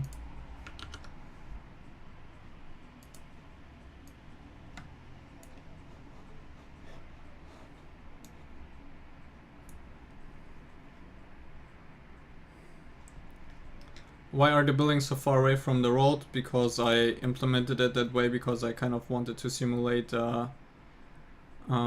sidewalks which don't exist yet, but still have it look okay from a distance.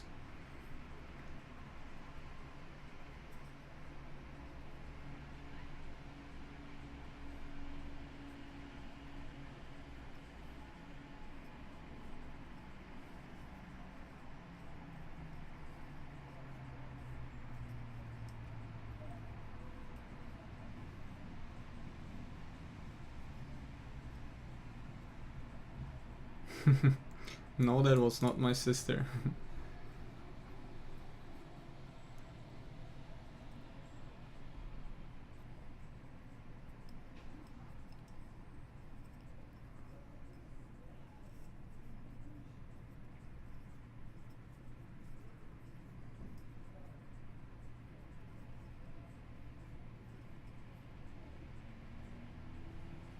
Yeah, I'm kind of scared about the technical depth, of course, but it's kind of interesting, and I will elaborate a little bit on that because I think it's an interesting topic. How I evolved as a programmer, because I used to pay a lot of attention to clean code style all of the time, and in most environments that's really the right thing to do. But I think you need to adapt your style a little bit if you work on an impossibly large project such as this one. You just don't have the time to constantly worry about writing clean code in the first try. And something else that I noticed is that like usually for small projects it's very easy for me to predict the architecture that I will need. I can imagine exactly how I want to implement everything, so I can immediately start writing clean code. The problem with Citybound is that it's just so complex and there are so many interconnected systems that it's really hard to predict what the code will look like. It's more like I have to see it first before I know what it is. So I have to create some very ugly code to just get something working, and then I see patterns in that ugly code that I can refactor. And this is kind of more the style that I chose to take for Citybound. Is it possible to create a merging lane? Yes.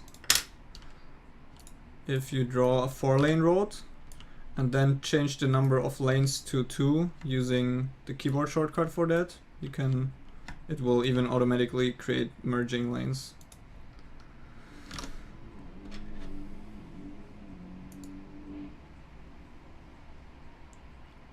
Did you make a lane proprietary? Not yet, because I don't have anything other than cars.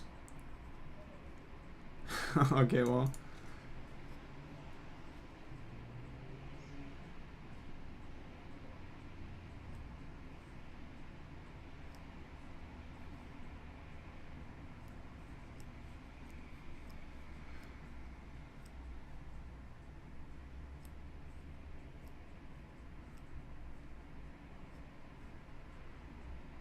Yeah, some refactoring automation would be nice, but so far it's not too much work to just do by hand.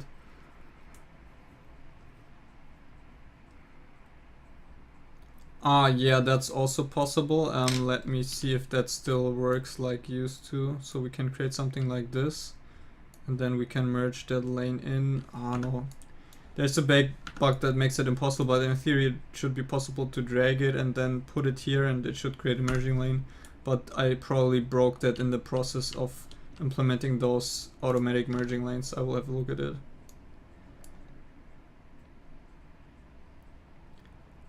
No, I didn't fix the problem with merging cars yet. Actually, merging cars is what I will work on next after this live stream. Another programming question: how often do you get stuck trying to think up a good name for a class, variable, or file? Not very often, and I think the reason for that is that I'm not trying to adhere to any particular methodology. Like, I'm not using just object orientation. In fact, I use it almost not at all. I don't always use JavaScript prototypal inheritance. I just kind of freestyle everything. And the nice thing about this is that you can choose exactly which things you want to pack together. And yeah, doing it like this just makes it much easier to name everything and make sure that everything has the proper scope. What about a merging lane such as this?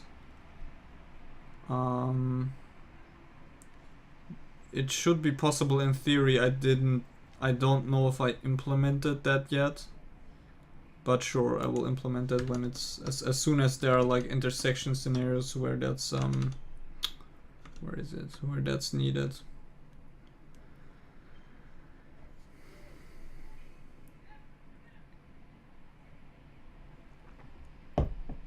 Alright, I will do a little more Q&A and then probably half an hour more of coding. We will try to fix the annoying zoning stripes bug.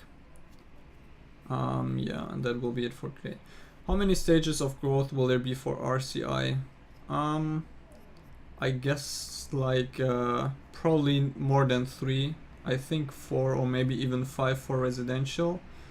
Industrial might be less, maybe just 3. Commercial might also be just justly. But then again, sometimes I have ideas of introducing new very tiny stages of commercial, like a marketplace where every single stand is actually a tiny building.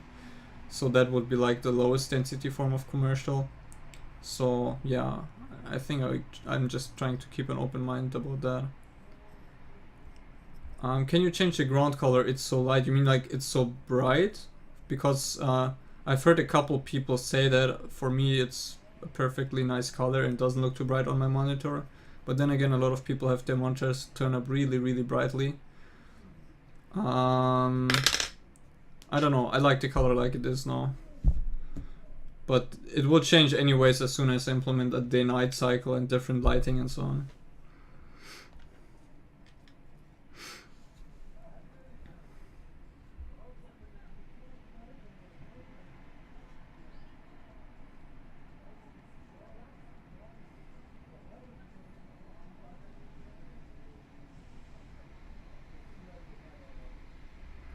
When will you implement trees? Probably pretty soon, because I will actually implement them before terrain, because I said a couple times why I won't implement terrain before I have gameplay working, but trees are a nice way to give kind of this feeling of a natural terrain even if there isn't terrain yet.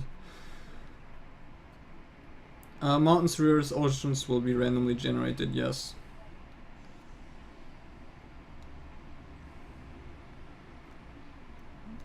As I wrote, like, not even in the FAQ, but even on the homepage, exactly when it's ready, when I feel like it's fun enough.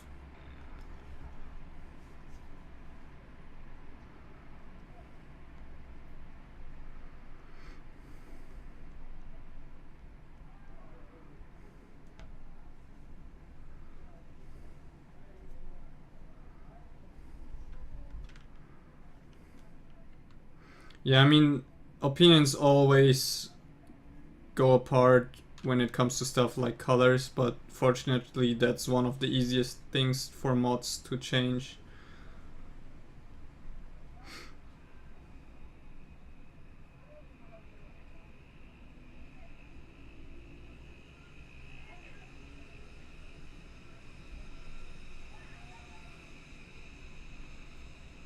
Alright, last questions please.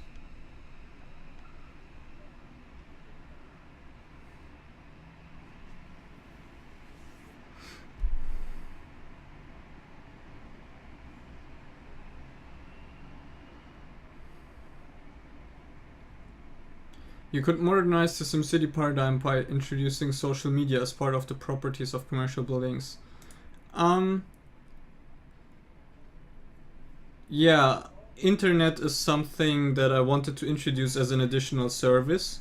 It might even be something that might not be available from the beginning, but something that you unlock by having enough citizens, for example.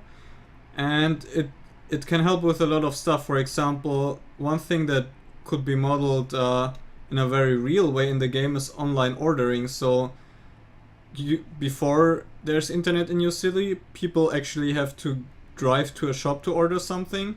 As soon as there's internet, they can actually they can order online and get it delivered to them, which will of course reduce traffic. So I think there are some really interesting mechanics in introducing internet as an additional service, and I will definitely look into that. Yeah, you will be able to shape the terrain. Will there be sewage? Yes, probably, but in a very abstract way only. Are you going to fix all the roadblocks before moving on to the next big thing? Yes, definitely. Will you have zones for public services? Exactly. Public service buildings will also be procedurally generated, and the way you kind of build them is, like you say, you zone them. And depending on the amount of space you give them and the budgeting, they will just build whatever they can. Alright. So now let's try to fix this annoying bug where if you zone and you move the mouse very quickly, you end up with these stripes. I mean, this was an extreme case. Even if you zone slower, you get these stripes because if you move your mouse too quickly, for the PC it's actually not like one smooth movement, but it only gets updated about the position of the mouse at these intervals, and it just jumps in between. So the easiest way to fix that would be, of course, to just add additional intermediary steps, and that's exactly what we will do.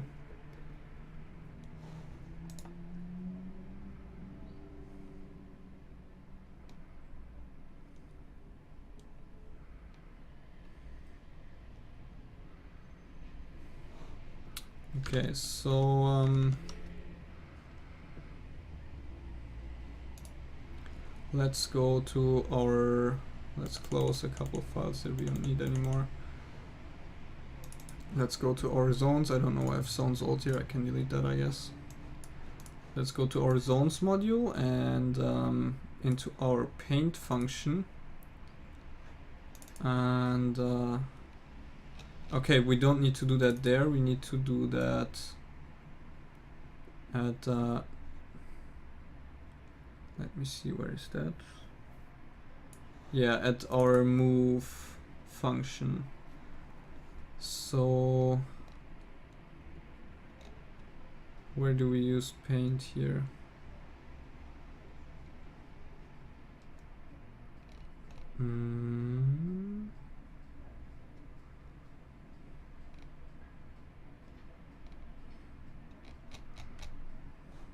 Where's paint?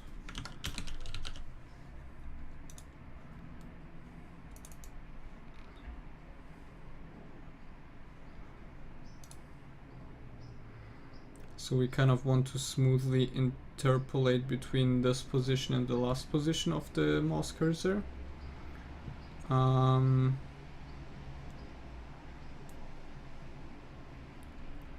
So, okay.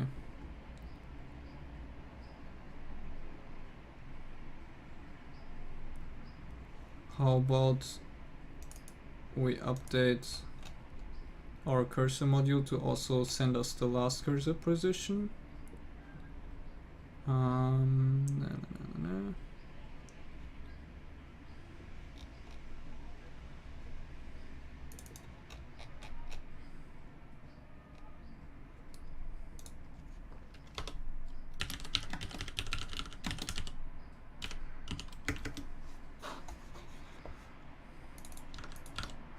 Let's just do something like this, and yeah.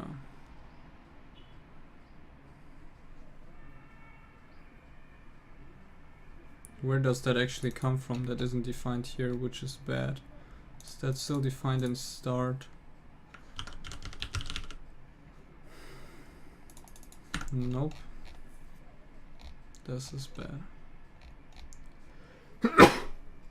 Sorry. Where does that come from?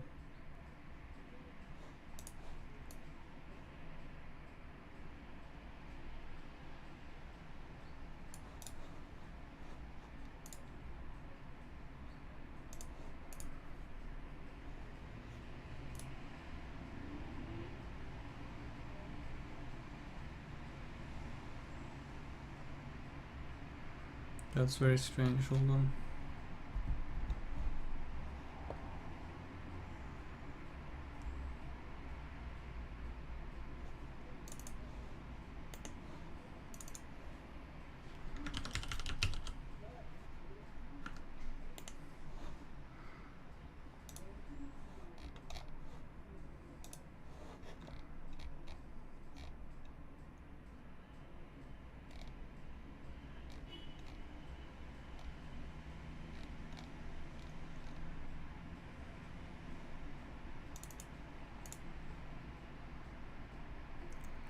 This is so strange. This is never defined anywhere.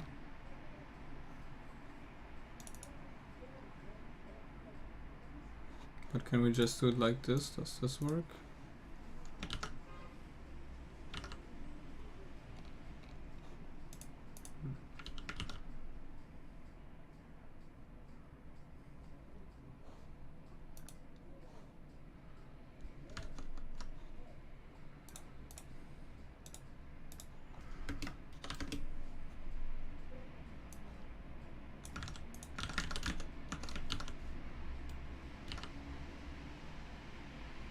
What? No, it's just not defined anymore. I'm crazy now. But it worked before, right?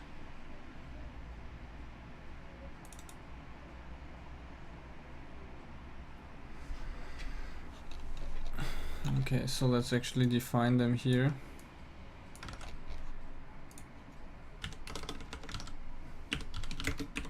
I mean, it's stupid to use globals, and that's why I'm also getting a problem, but let's not worry about that for now. Okay, now it seems to work. And now we should get both our current and our last cursor position. Yeah. So pointer post the last.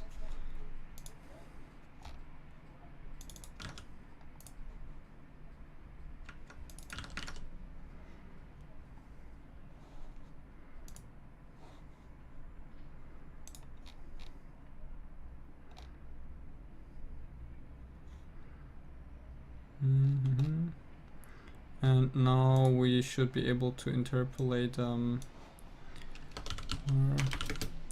position to paint at is last pointer post 3D clone, and then for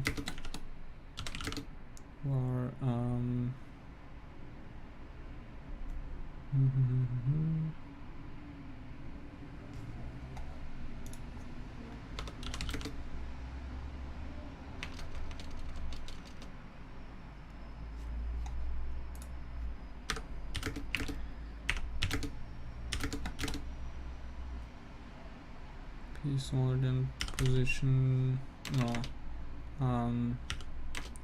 pointer position 3D distance to last pointer position 3D, and divide that, let's use 5 p++. We want to paint at that location. Basically what I'm doing is just create a line between the last position of the mouse and the current position of the mouse, and call this paint function everywhere on that line. So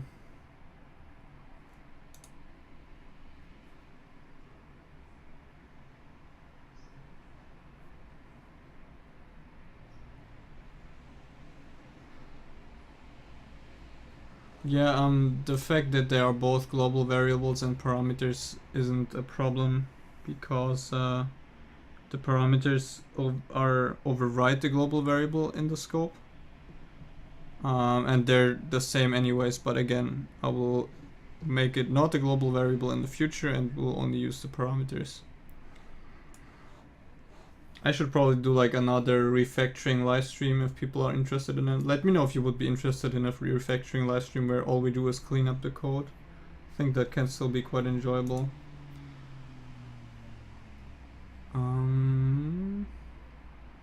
Right, how much do position to paint at? Add clone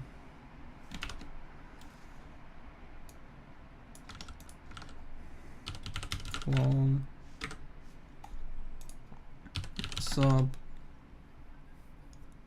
last pointer was 3D multiplies scalar 1/5, and now okay, we shouldn't see that anymore. Let's see. Oh no, still we see that. I wonder why.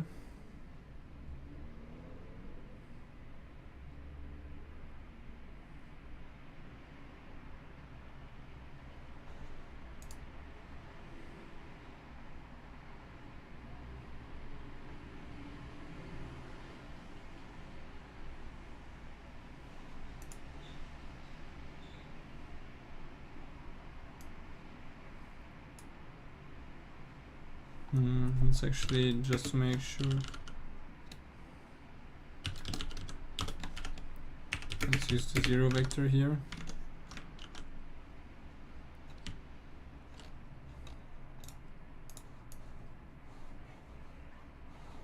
Oh, still stupid.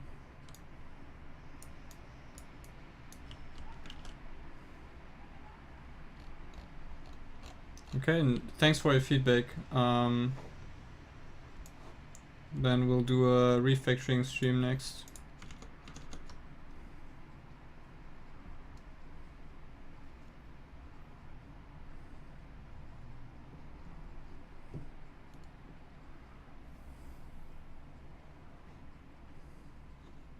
Let's actually console log them here real quick. I want to see if that works.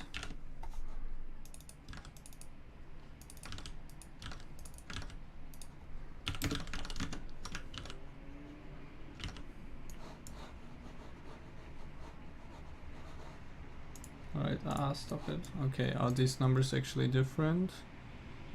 Yes. Yes, okay. So that seems to work. But maybe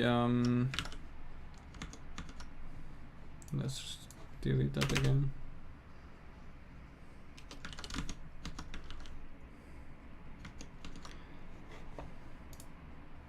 I think 5 is just too big of an increment. Let's use like 2 meters.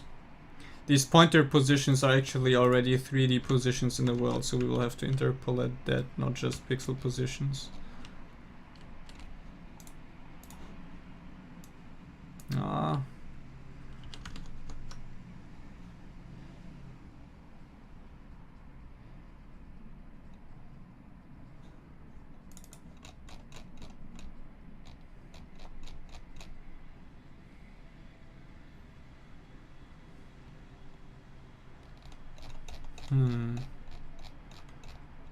Maybe I'm also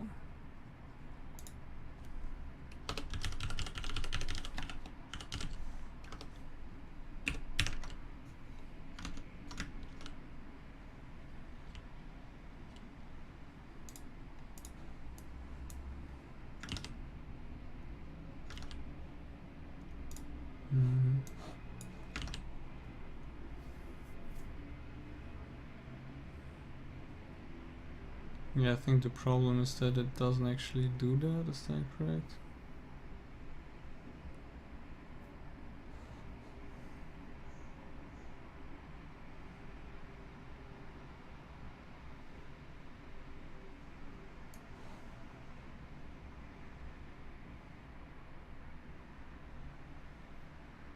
Yeah, this is, I mean, I'm kind of solving this in a more generic way, I think, by just, or in a more stupid way actually, by just interpolating the mouse movements.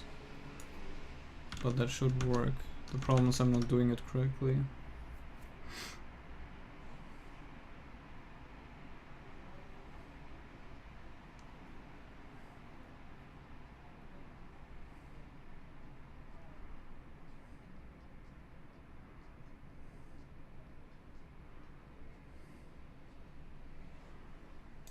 Just let me check real quick.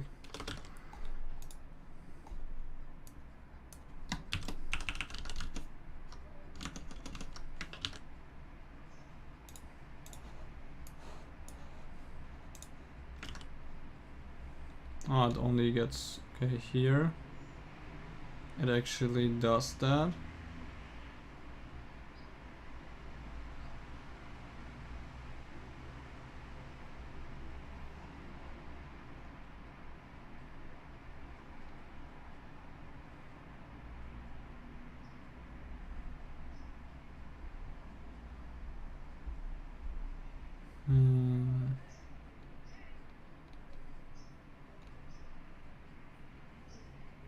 Oh, I mean, we can just use our debug points.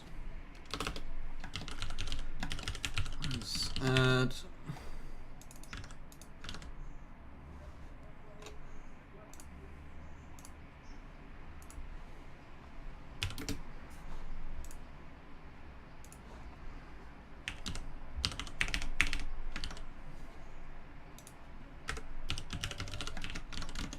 so now we can actually see the points where it tries to draw. Oh, what? Okay, this isn't right. Okay.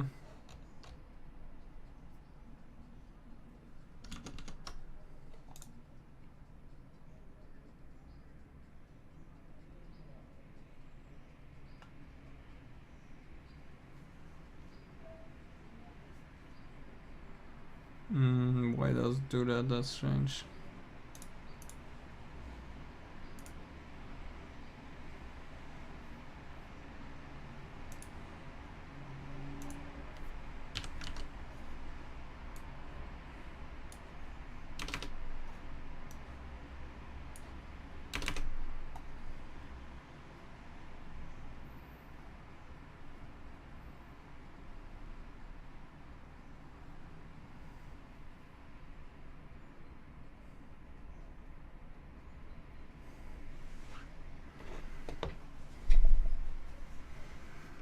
I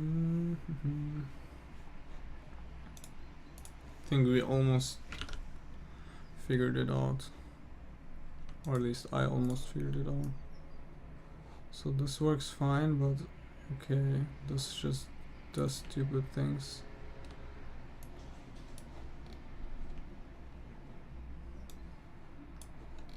It just seems to kind of spray those positions somewhere, but much too far.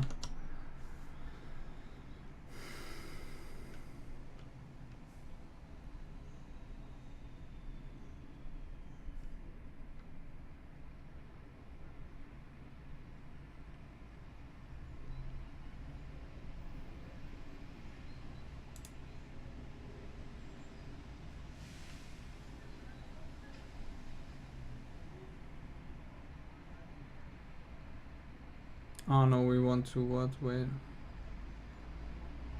Oh, we want to, of course, let me think. Multiply that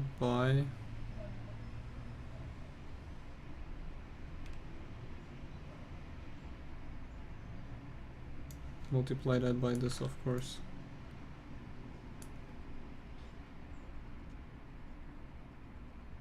No, wait.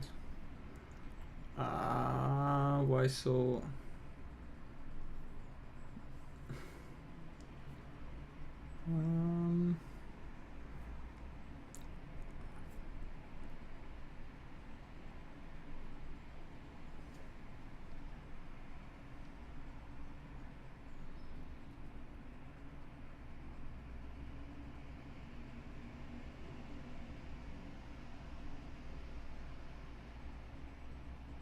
Okay, I have to introduce variable names. Alright, I will think about this in the wrong way. Yeah. And whoops. And then we want to divide the difference between those by the number of subdivisions, yes.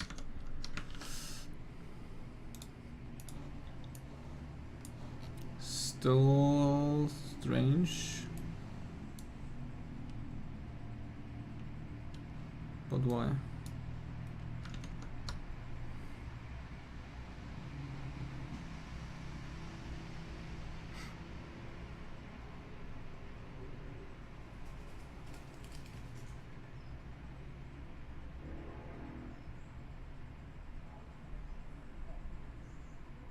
We want that 1 over n subdivisions.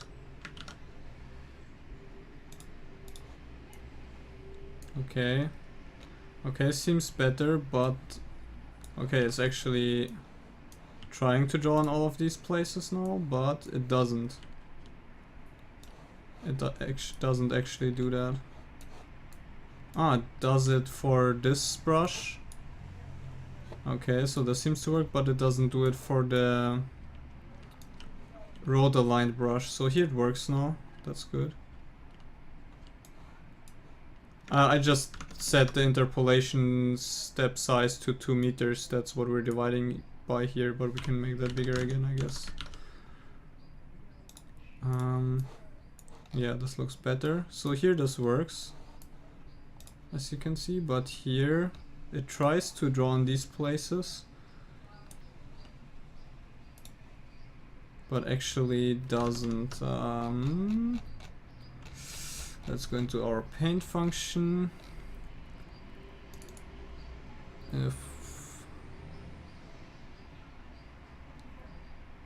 Hold on. Oh, okay. If there's a lane,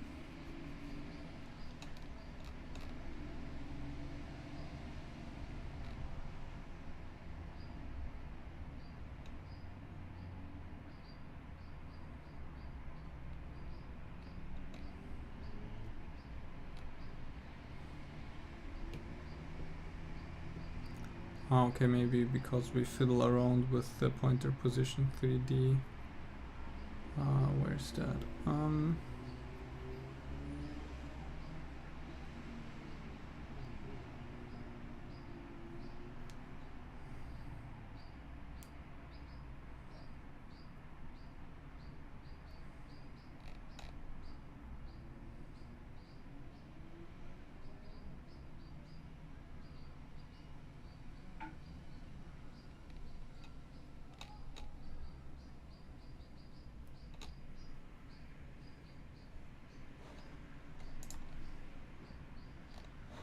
Okay, I think we just have to iterate over all of this instead of just doing it for the paint, yeah. Yep, let's do that.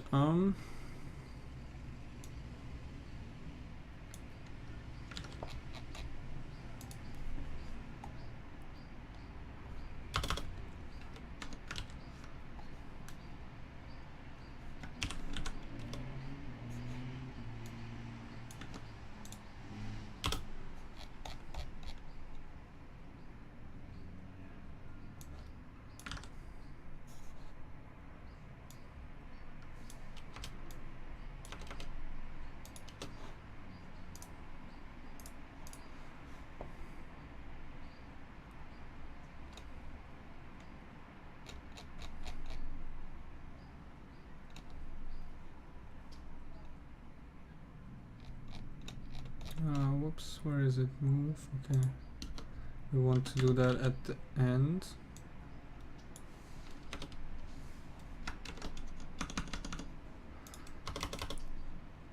Then take all of our old code here.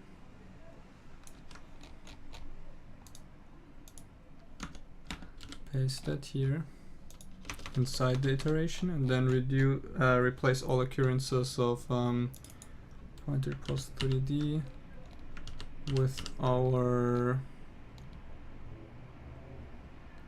position to point at.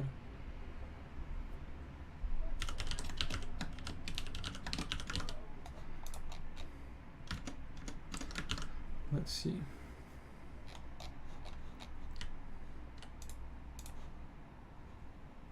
Seems good. It already works now even. And you can see even if we move the mouse very fast, it just interpolates using lines in between them. So now if we paint, we can paint as quickly as we want, and it does that without that's interesting though. But I guess because I moved the mouse too far away from the road. Yeah. Okay. So we can remove our debug points.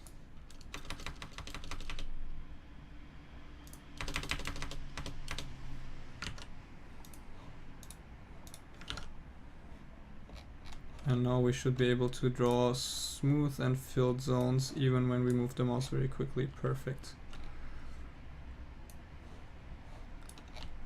Alright. And we just got that done in time, so we can do a final Q&A.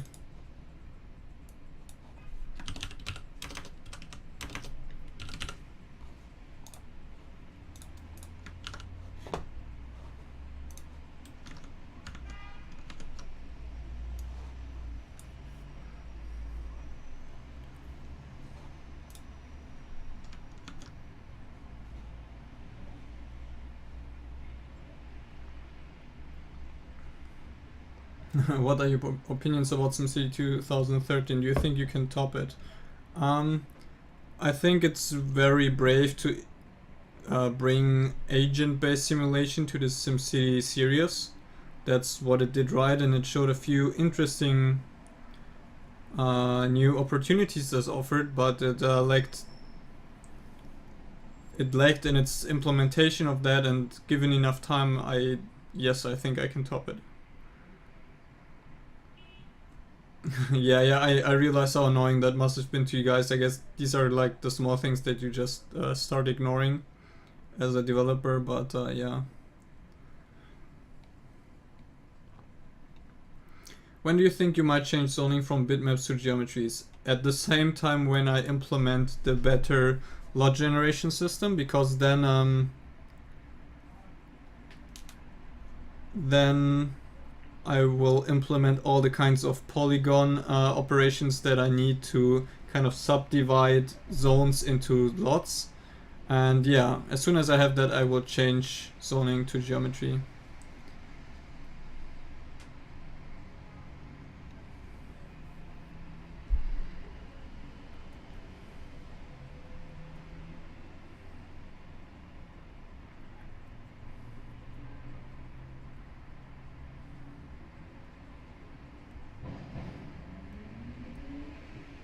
Alright, let me know your final questions for today.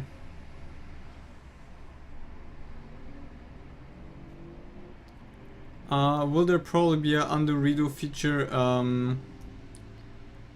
For some people this seems to be very important. It's really hard to implement though. I don't think I will focus on that. I will try to, for every feature that I implement, to keep in mind that there might be undo and redo in the future and make that easy, but that's not something I really focus on right now. How do entities move from a plot not next to a road to their destinations? Right now that's not possible. Every plot has to be next to a road.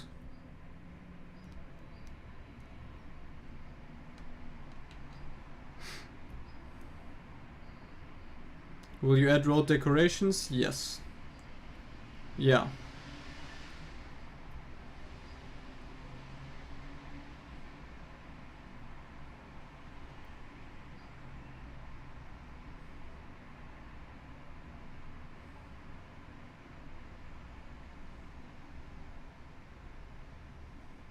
Is it possible yet to make a large city without the economy stabilizing too much? Yes, after the last update that should be possible, where I introduced competition. I didn't get around to try that with a large city, but I feel like it's better. Yeah, see you, fanfic. Will there be buildings that you buy like how do you pronounce it? Municipally or municipally owned factories? Or will that also be zoned and budgeted? I guess this is related to the question earlier, what kinds of investment there will be. I mean, maybe there might be stuff like municipally owned factories, like an A-train, that you can use to make additional money.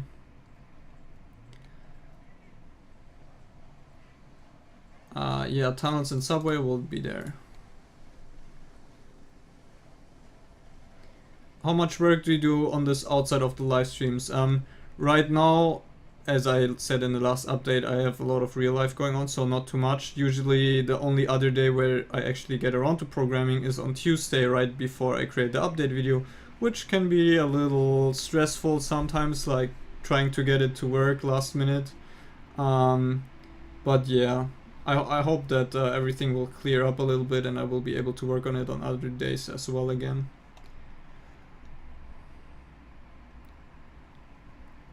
Are you stopping the live stream an hour early? No, just 30 minutes earlier.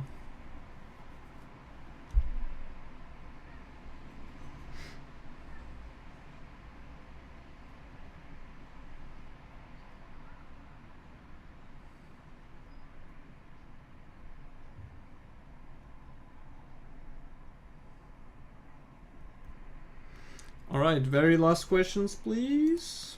And yeah, just let me repeat, this Saturday again there won't be a live stream. I will see you guys again in the Tuesday update, and next week maybe I will move the Saturday live stream to another day temporarily, because that would just work out better for me, and if I do so I will of course announce that. How well does Citybound work since you added new parts to your PC? I saw a few lags here and there in the last live stream. Yeah, of course it runs a lot better, but the kind of things that produce lags are so bad that they produce lags on every computer, which is kind of bad of course, and also good because it means that I can detect performance problems even on a good machine and work on them there.